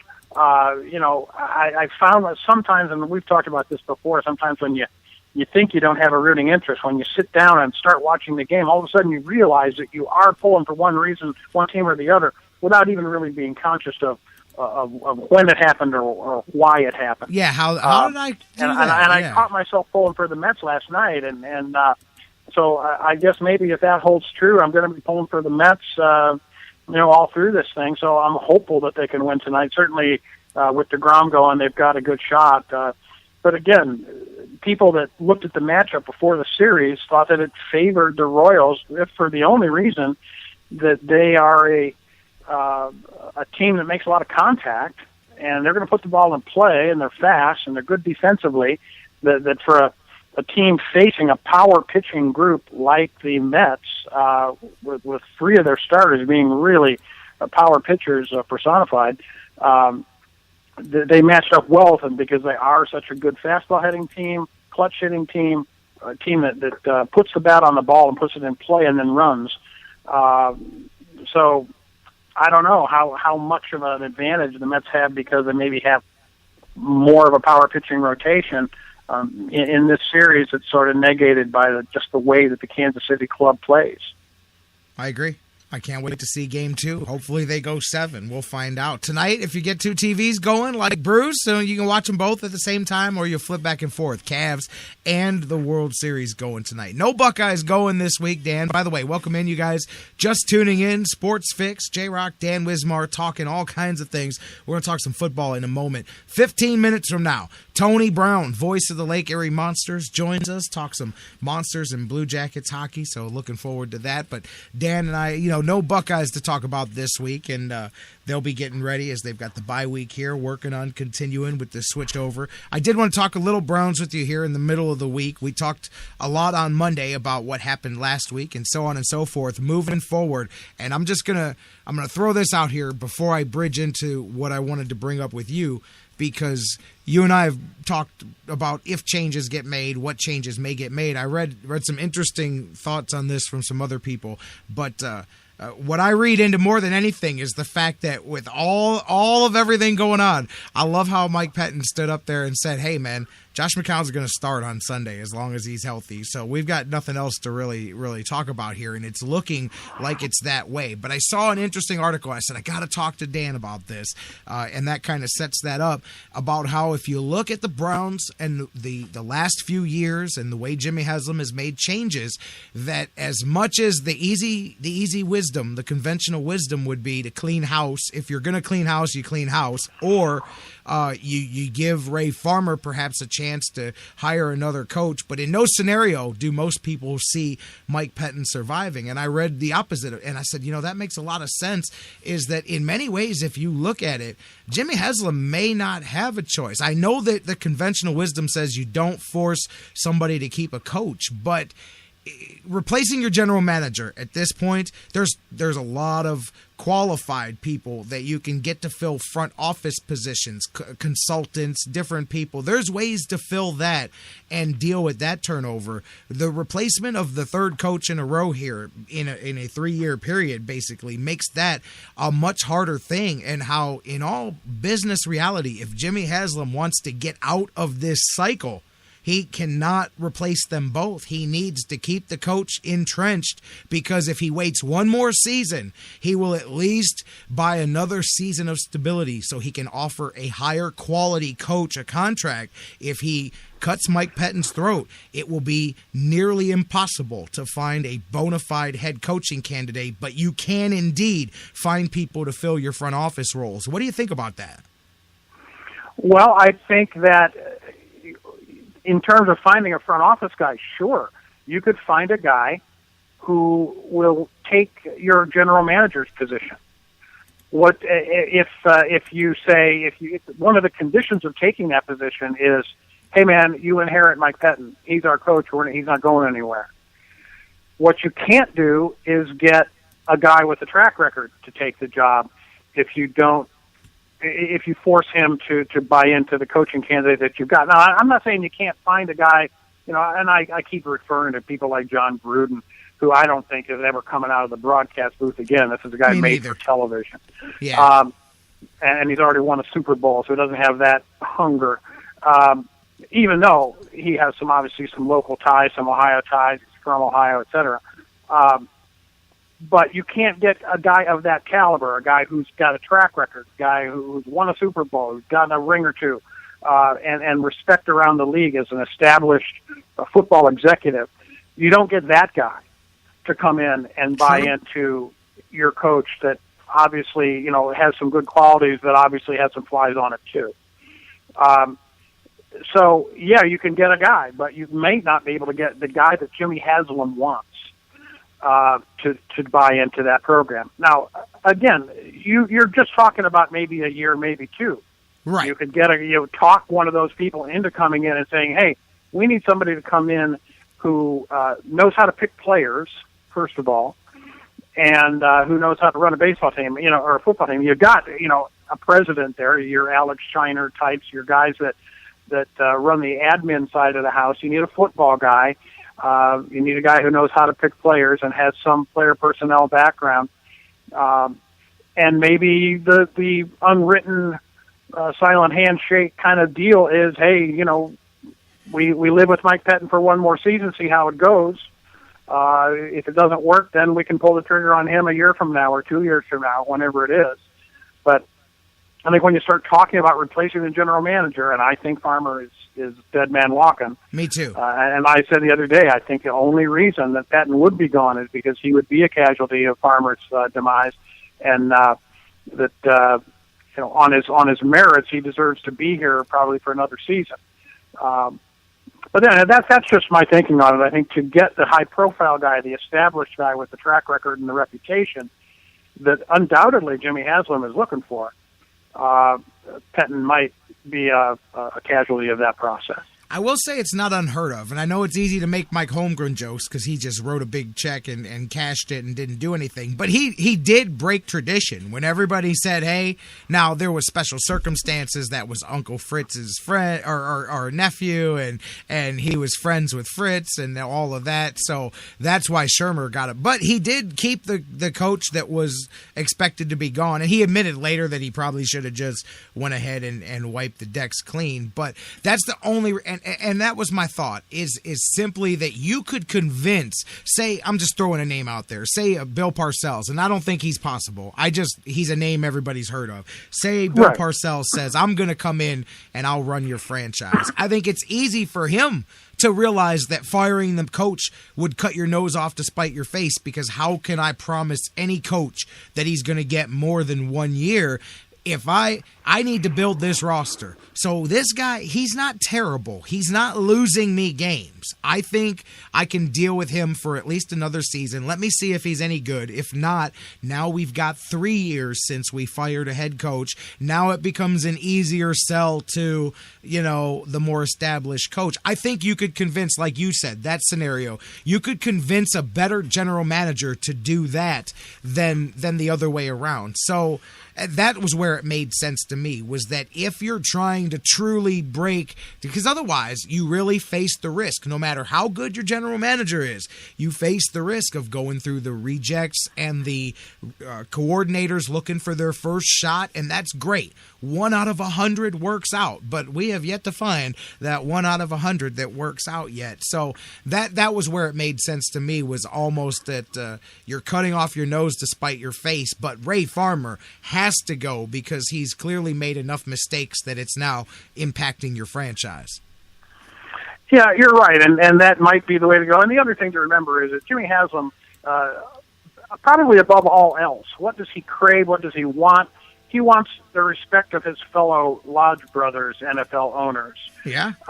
And you don't get that when your franchise looks like a dumpster fire year to year, and you're firing coaches left and right. The NFL, even though we have a lot of turnover, it does value stability and continuity, and the programs that succeed are the programs that have it, and the ones that, it's a self-fulfilling prophecy, obviously, or a vicious circle, however you want to call it,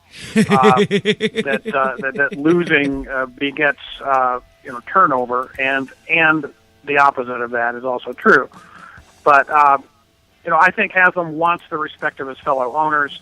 He knows he won't get that if he fires his coach every 2 years, and he will be looked at by outsiders as being dysfunctional, and so those optics, that perception around the league is something that he wants to avoid.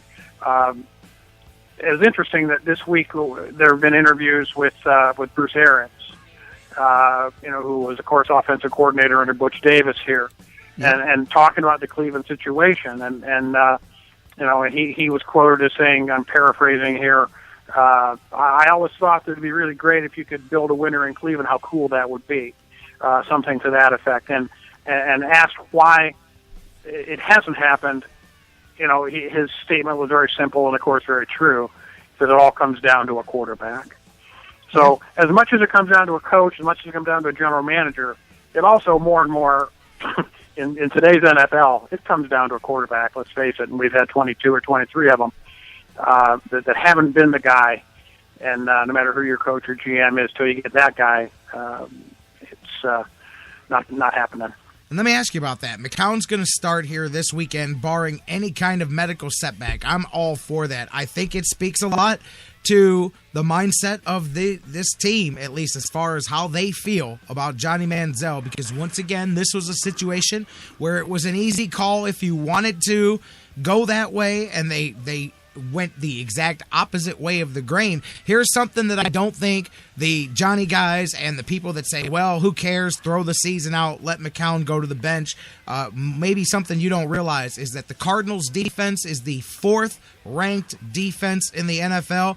That is the 3rd week in a row that the Browns will face a defense in the top 10 in the NFL. And I say again, while Josh McCown did not win any, Heisman trophies or Jim Thorpe awards or anything in the last couple of weeks, think about what he did in that vein as well against 2 consecutive top 10 defenses that he faced, and the Cardinals here will be the 3rd in a row. I too would be putting the veteran out there against a strong defense like the Cardinals, no doubt about it. But I think that this just shows, maybe not the whole organization, but the part that's called the head coach has clearly got their direction with this team, and they are going to wait until the mandate comes from on high to put the kid in the game.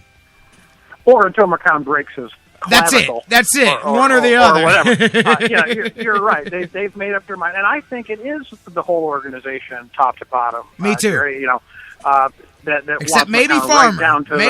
Right down to the last player on the 53-man roster. Or let's leave Johnny out of it and say 52. 52, guys are in favor of McCown. So it's just like any other NFL team would do. It's nothing terribly out of the ordinary to say, if my starting quarterback is healthy, he'll be the starting quarterback. It just stands to reason. And so I'm glad to hear that McCown's shoulder injury isn't thought to be all that serious. I think he's already proven several times over that he's the best quarterback we have, and we know that Mike Pettin is coaching for his job. And so there is a difference, even though there might not be a difference to the fan between 4-12 and 7-9. There certainly is to Mike Pettin and the rest of his staff. So that's what they're coaching for, and their best chance to win. They've already voted with their starting lineup several times on who they think gives them the best chance to win football games. Yeah, sure. And guess what? Next week makes the 4th consecutive week that you'll face one of the top defenses in the league, and you'll have the, right now, as of now, undefeated Cincinnati Bengals just 4 days later in that Thursday night game. So it's a while before you get to Pittsburgh here. You got 2 tough ones in a row. What do you think? Back at home against Arizona? I mean, it is what it is. What do you see happening this weekend? You'll be there. Yeah, we'll be there, and Arizona has been, even though they look strong at times, they've been a little bit up and down too. And so who knows what's going to happen? I certainly don't have a very clear crystal ball on what happens this Sunday. The Browns are hungry. They've been in games, and nobody's been blowing them out. This even the past week, the score being what it was. Don't consider that game a blowout. You turn the ball over 4 times, you're going to have a points deficit, but they weren't necessarily outplayed by that much, from start to finish. They looked bad turning the ball over 4 times, but that's, I thought they were certainly competitive, and all. They've been competitive in most every game since week 1. Like I said, we'll be there. They'll show up. It'll be an NFL game. I don't have a prediction. I certainly, at this stage of the game, they're in the top half of the league, the Cardinals, and we're in the bottom half of the league. And we have some home field advantage, but I got no real wisdom to share with you in terms of what I think is going to happen. It's always a crapshoot every Sunday in the NFL. Dan keeps his picks safe. He says, you know what I can tell you? We'll be there. You know what else I can tell you? There will be an NFL game happening at 1 o'clock on Sunday. That's right. I'm sorry if that's a sorry take. Mark me down Other for than a that, take. I got nothing You know. for you. So we'll see what happens on Sunday. I When will you're- say this: there's two. I did notice talking about Browns and our turnover of head coaches. The Miami job is open, of course. Miami Hurricanes job, and two ex-Browns head coaches are probably among the top 3 candidates Butch for that Davis, job. you got to think. Butch Davis, Butch right? Davis and Rob Chudzinski. Oh, okay, yeah. You know, he's a former Hurricane player, and Yep. he would be a safe choice Yep. for them, a sort of a popular choice with some of the players maybe or fans of the team. And he does, has the attraction of having been at least for a cup of coffee an NFL head coach.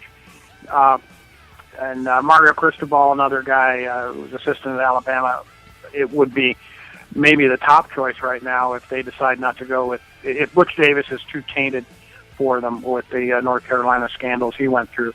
I just thought it was interesting that 2 of the top 3 contenders are guys that are probably still Former cashing Browns guys, checks yeah. from Cleveland Browns when they get to go to the mailbox every couple of weeks and cash a paycheck.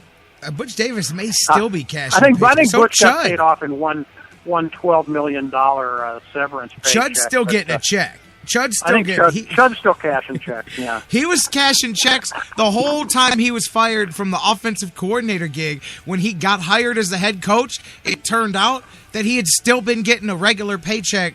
So they just added his new coaching money to the regular paycheck that they were already paying him anyway. He wasn't even off the payroll. He was coaching for other teams, came back here and was, information still the same? Direct deposit? All right, good. We've already got you on file, man. So exactly. And then speaking of coaching vacancies, Jerry Kill resigned this morning. I don't know if you saw that. Minnesota coach. Kind of a sad situation there with his seizure disorders, epilepsy or whatever. And good guy, one of the good guys, basically is saying he's hanging up because his health just won't let him continue. Leaves 3 Big Ten jobs open already, and it's only week 9. Yeah. So just some big time college jobs already still open. Miami, USC, South Carolina, plus the 3 jobs in the Big Ten: Illinois, Maryland, and now Minnesota. Coaching carousel is going to be what it always is, I guess, but it just seems to be starting early this year. Yeah, definitely. It's starting in the NFL too. I want to talk about that next week too. When we're talking about potential changes, look at the change of culture Dan Campbell brought to the Miami Dolphins. Let's talk some of that next week. We'll see what the Browns do. We'll see you'll be up there up close and personal. No Buckeyes, but we'll talk Browns, World Series. Cavs will have a couple games under their belts, and we'll do all that when you come back on Monday. That sounds great, Jerry. Good to be with you as usual. Thanks again. You got it. Thanks for being here. That's Dan Wismar. You guys can check out his writings on the Cleveland Fan on everybodyhatescleveland.com, and he's here Mondays and Wednesdays live on the Sports Fix. Let's take a break, and when we come back, Tony Brown, the play-by-play man for your Lake Erie Monsters, will be live with us. We'll talk some Blue Jackets changes and some Monsters hockey and more. Don't go away. Plenty of Sports Fix coming up next with Tony Brown from the Lake Erie Monsters, next on The Fix.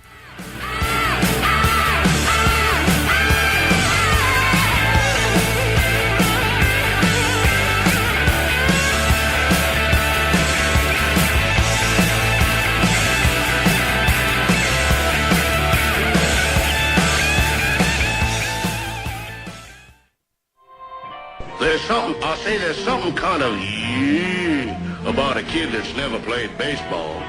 Throwing you the best sports commentary in town. The Sports Fix.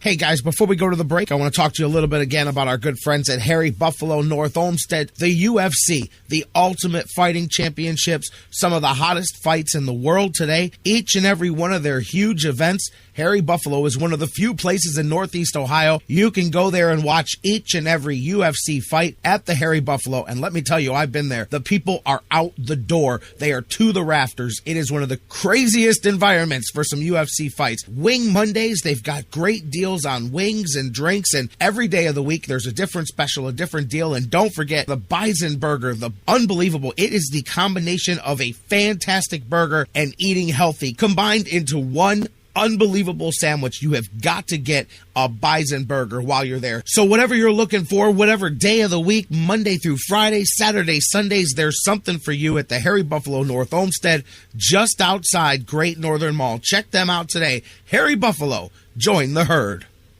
Portions of the Sports Fix brought to you by Fantasy Jocks. Looking to upgrade your league trophy? Check out fantasyjocks.com for championship belts, rings, trophies, and more.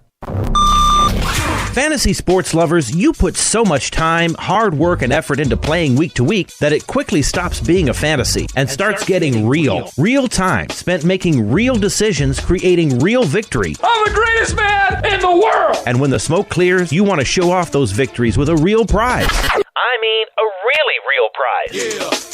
Nobody does that like Fantasy Jocks. The crew over at Fantasy Jocks have beautiful, high-quality, and heavy-duty championship belts, rings, trophies, and so much more for all your fantasy sports needs. The trophy's 12 feet high, and it is glorious! Football, baseball, hoops, you name it, they have it. Plus, they have awesome draft kits and party supplies to make all your preseason activities the envy of everyone. If your league needs a ring, belt, or trophy, or you want to upgrade what you already have, there's literally only one place to go.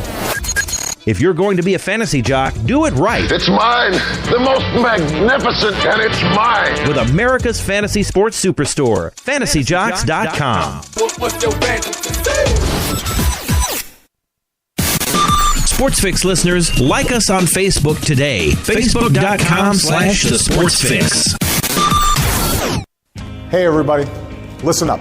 Listen up, guys. Hey, guys, listen up. No one should ever hit a woman. Not their wife, not their girlfriend, not their date. No woman should have to fear violence. Especially not from someone they know and trust. But that's the reality for too many women. We have to change it. It's up to each of us, because even one is too many. Violence against women hurts all of us. Growing up, I was ashamed and afraid of my father when he abused my mom. The worst abuse of power is when a man raises his hand to hurt a woman.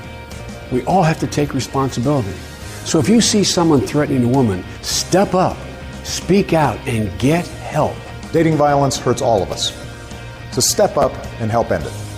Because one is too many. One is too many. One is too many. One is too many. End the violence. Because it's wrong.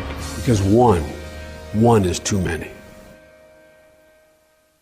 Hey, Cleveland, this is Tristan Thompson of the Cleveland Cavaliers, and you're listening to Sports Fix. Feel like a monster.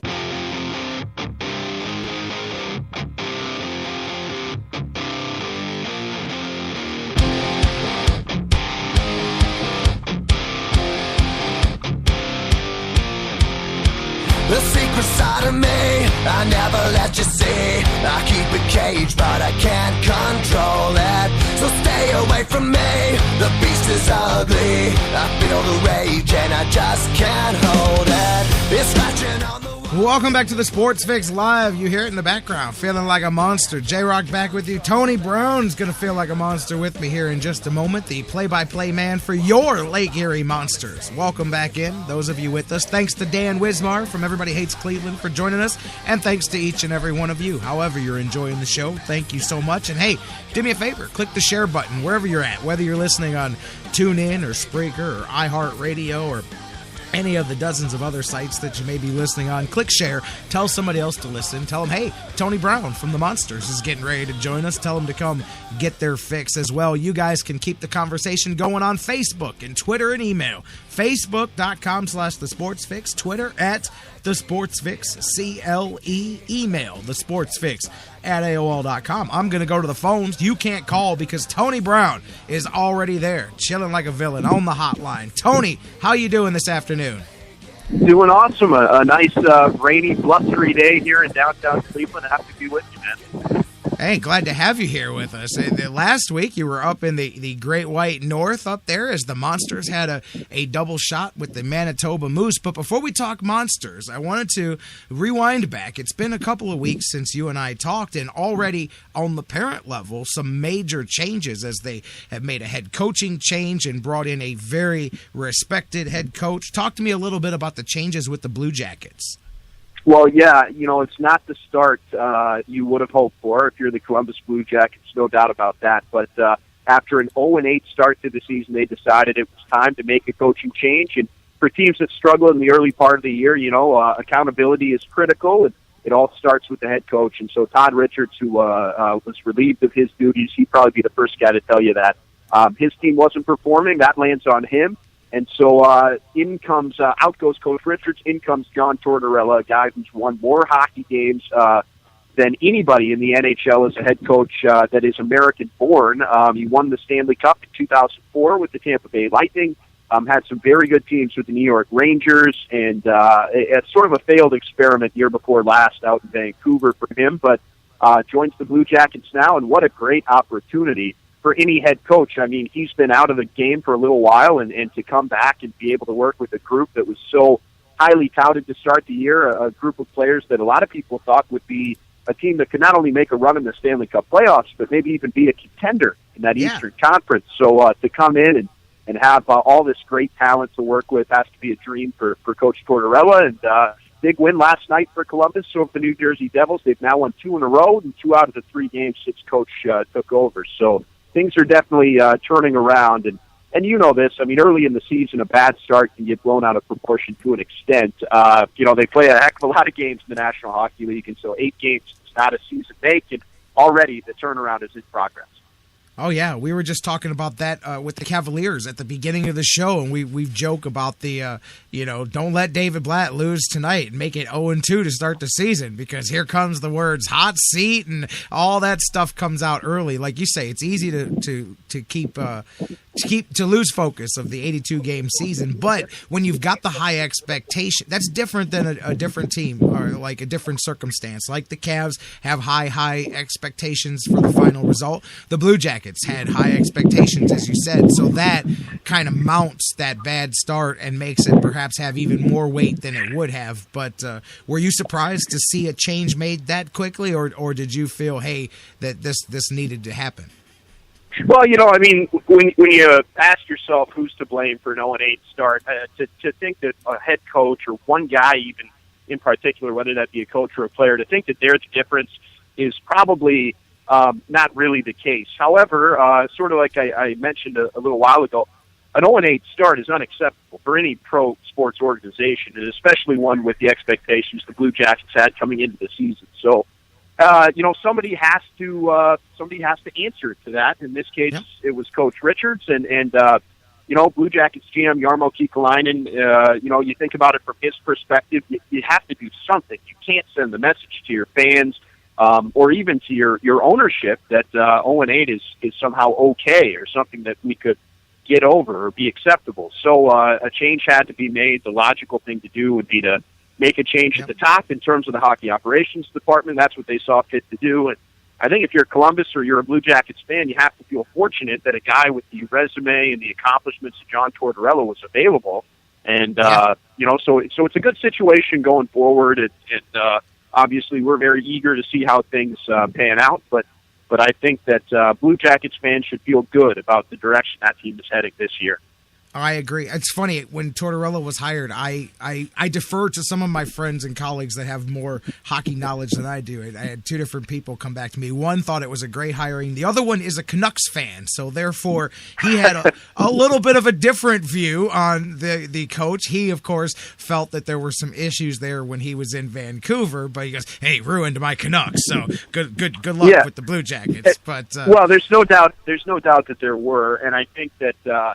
If you ask Coach Tortorella, he'd probably be the first to tell you that just wasn't a really good fit out there. If you'll remember, he was with New York, was relieved of his duties with the Rangers, and went out to Vancouver. And Vancouver's former head coach, Alain Vigneault, took Tort's old job in New York. So it was kind of a swap of coaches there. It worked out great for Coach Vigneault and the Rangers as they've been to the Stanley Cup Finals here recently. But in Vancouver, just never was a real good fit. And you sort of hit the reset button, and a guy like John Tortorella, who's accomplished all he has in the NHL in his career, you knew another opportunity was going to be there for him, and it was only a matter of time, and it ended up in Columbus. And so I think both parties have to feel pretty fortunate. Yeah, and hopefully this can continue with the turnaround. As you said, 2 in a row now, 4 points picked up quickly. And that would be one of the rare cases. A lot of times when teams make those changes, because it's more than just one guy, as you said, you can't trade out all the players, so you trade the coach. But we saw here in this situation and in Miami, in the NFL with Dan Campbell, those are 2 recent situations where a new coach has come in and gotten some early results. So hopefully he can continue to right the ship down there in Columbus. Yeah, hopefully that's definitely the hope, and I think it's something that I expect to see, and a lot of people around the National Hockey League expect to see as well. Changing the coach doesn't necessarily mean the new guy can install all his systems overnight, and that he can, have the full grasp and understanding of the players he has at his disposal instantly. But it does send a message to every guy in that dressing room, every fan out there, that what was happening is not okay, and we're going to do something about it. And sort of sometimes that's all it takes, something to shake the players out of whatever, valley they were in and get them to start heading uphill again. Let's switch gears and talk about that's the parent franchise for the Lake Erie Monsters, Tony, and the Monsters. We didn't talk last week because you were up north in the Great White North up there. Manitoba, double shot over 3 days, and the Monsters took both games, 3-1 score in game 1, and then they followed it up on Saturday with a 2-zip win there, and were able to sweep the series up there. Yeah, it was really a tremendous result both nights for the Monsters, and early in the season with any team, but especially one that has so many young players like the Monsters do this year, great to get on the road for an extended period of time. So it was a split Thursday-Saturday series with an off day on Friday in Winnipeg, and really gave our players a chance to get to know each other a little bit better. And when that stuff was all out of the way, also a great chance to play some really good hockey and get 4 big points in the standings too. On Thursday night, really solid outing from Anton Forsberg, one of the 2 goaltenders for the Monsters. And Michael Chaput was the big hero with a couple of goals, including the game winner. And then the next game on Saturday, after a Friday off day where the guys got to watch the NHL's Winnipeg Jets play Tampa Bay, that was kind of a fun little outing. As, of course, the Jets and the Moose share the MTS Center, which is a beautiful, underrated NHL venue in the heart of downtown Winnipeg. On Saturday, it was just more of the same. The Monsters got out to a great start, put a lot of shots on net, hit 4 or 5 posts in the early going of that game. Ended up being low-scoring, but a 2-0 win. And Jonas Korpisalo was the big headline after that one. He's the Monsters' other goaltender besides Forsberg. Made 29 saves to register his 2nd consecutive shutout to start the year. His first outing was a 1-0 shootout loss back on the 17th at the Q. So he registers a shutout in that game but doesn't get the win.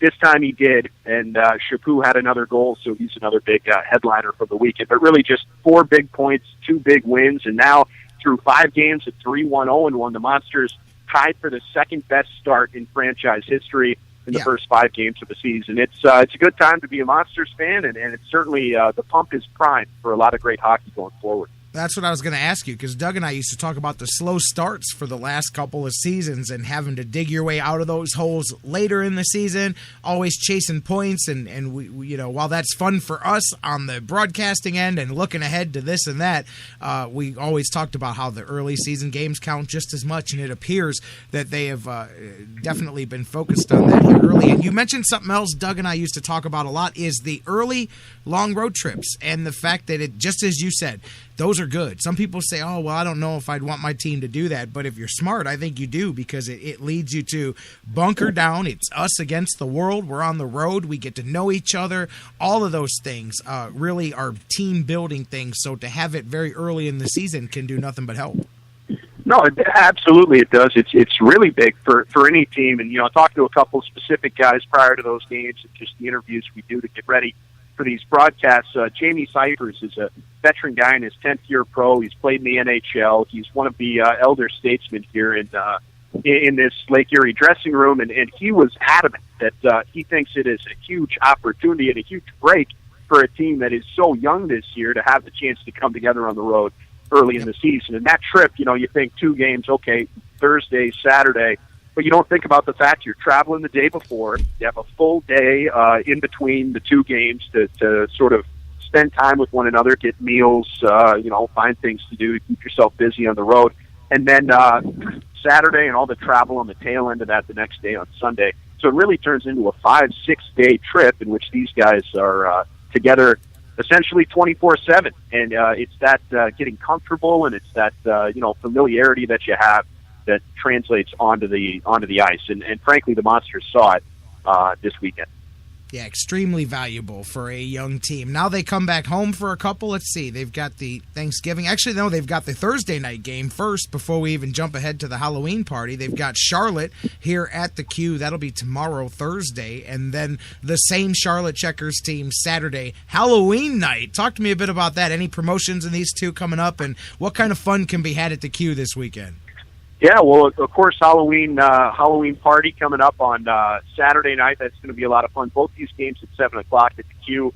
On Saturday, costume party. You can take the kids out, go trick-or-treating on the concourse at the Q. Going to be a lot of fun there.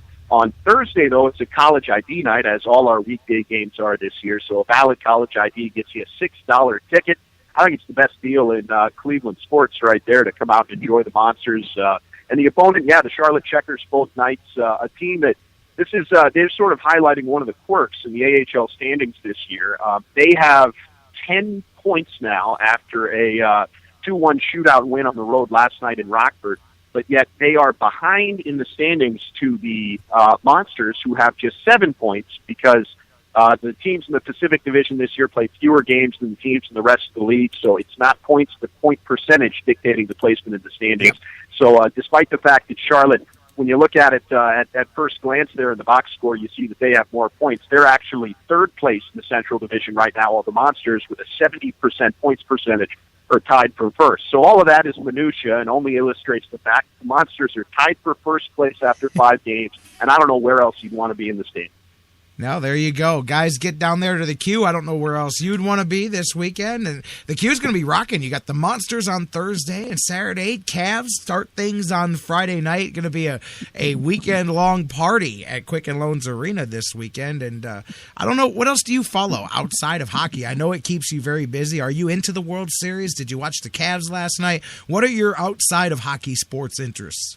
Well, of course, love the Cavs. Very excited that they're back and playing, and tough game to start the year, but so much excitement heading into this season around the Q and around the organization.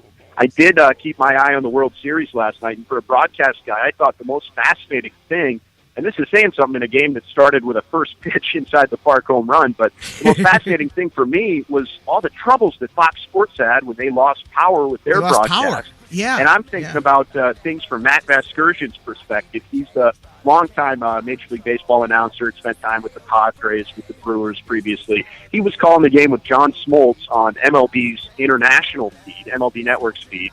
And, so you're happy to be covering the World Series, sure, but you're doing so in relative anonymity there on the international feed. And then all of a sudden, due to Fox's problems, you're calling the game for the entire U.S. television audience. So that had to be a thrill for him. And then a completely bizarre scene where after a half inning or so, with Fox unable to resolve their issues, Joe Buck actually comes into the booth with Harold Reynolds and Tom Verducci, the rest of the broadcast team for Fox, taps old Matt Vasgersian on the shoulder and says, "Hey, give me your headset. We're taking over."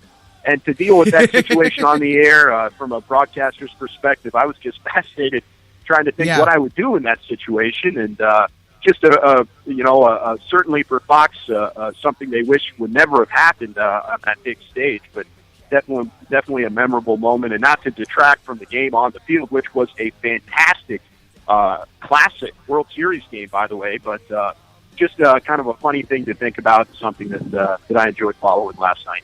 Me too, because we're in the same genre here. I would tap him out. All right, son. Good job, kid. Now step aside here. I'm going to go ahead and the boss wants me to sit down here in the big seat. Yeah, if I'm Vasgersian, I'm saying, hey, fine, you can have my headset as long as I can have your paycheck for it tonight. You know? Am I getting paid for this still? I mean, what's going on here, man? No, I'm with you. It's fun and I always notice that whenever there's, do you ever catch yourself if you're listening to any game on the radio, because you're a broadcaster guy, do you ever catch yourself noticing all of the technical faux pas during the game? If they play the ID while the guy is talking, or if they miss the 5-minute window at the top of the hour, little things like that. You notice those? Because I do. I go, man, somebody's in trouble right now. They didn't play the ID. It's like 15 after, man. And Yeah, it's less noticing the problems that are there, and certainly you pick some of those up, but it's more empathizing with the guys that are putting the broadcast on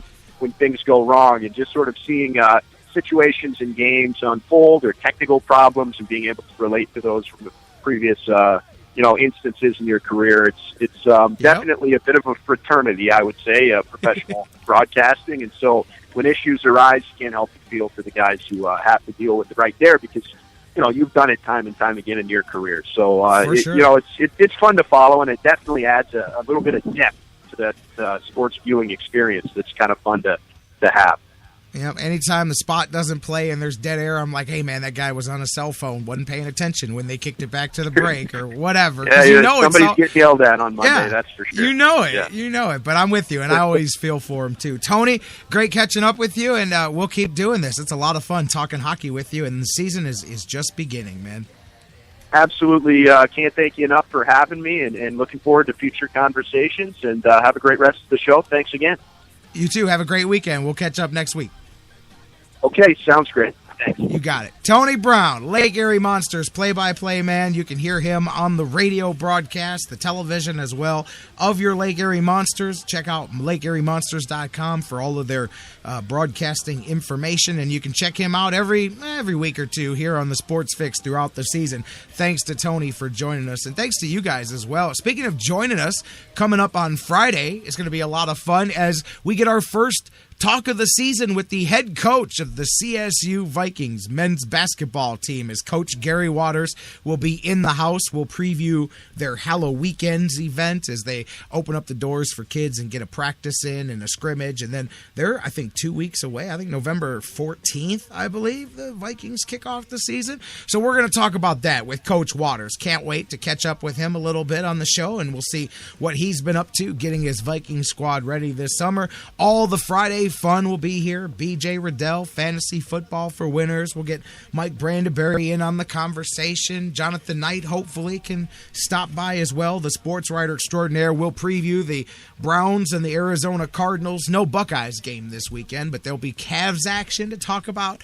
World Series games continuing. I think we'll be looking at 3 and 4 over the course of this weekend and more. So tons of things to do this weekend. A very loaded slate as well. Friday night, for those of you guys that do the whole Friday Night Lights thing with me, going to be a lot of fun. I am the game of the week this week on 13:30 a.m. I'll be on the radio broadcast as well as online. You can catch me on 13:30 a.m. or wintradio.com this Friday night. Final regular season broadcast. Should be a good one as the Mentor Fighting Cardinals travel to Elyria to take on Elyria High School. I can't lie, I don't know what Elyria High School is. For some reason, it's slipping.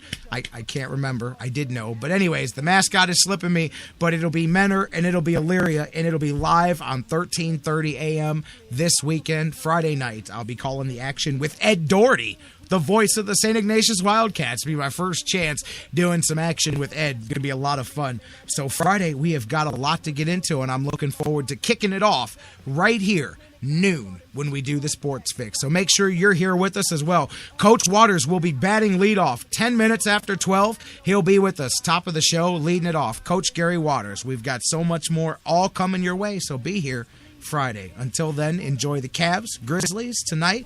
Enjoy World Series Game 2. We got so much more going on between now and then. There'll be some Thursday night football, and then be here noon Friday.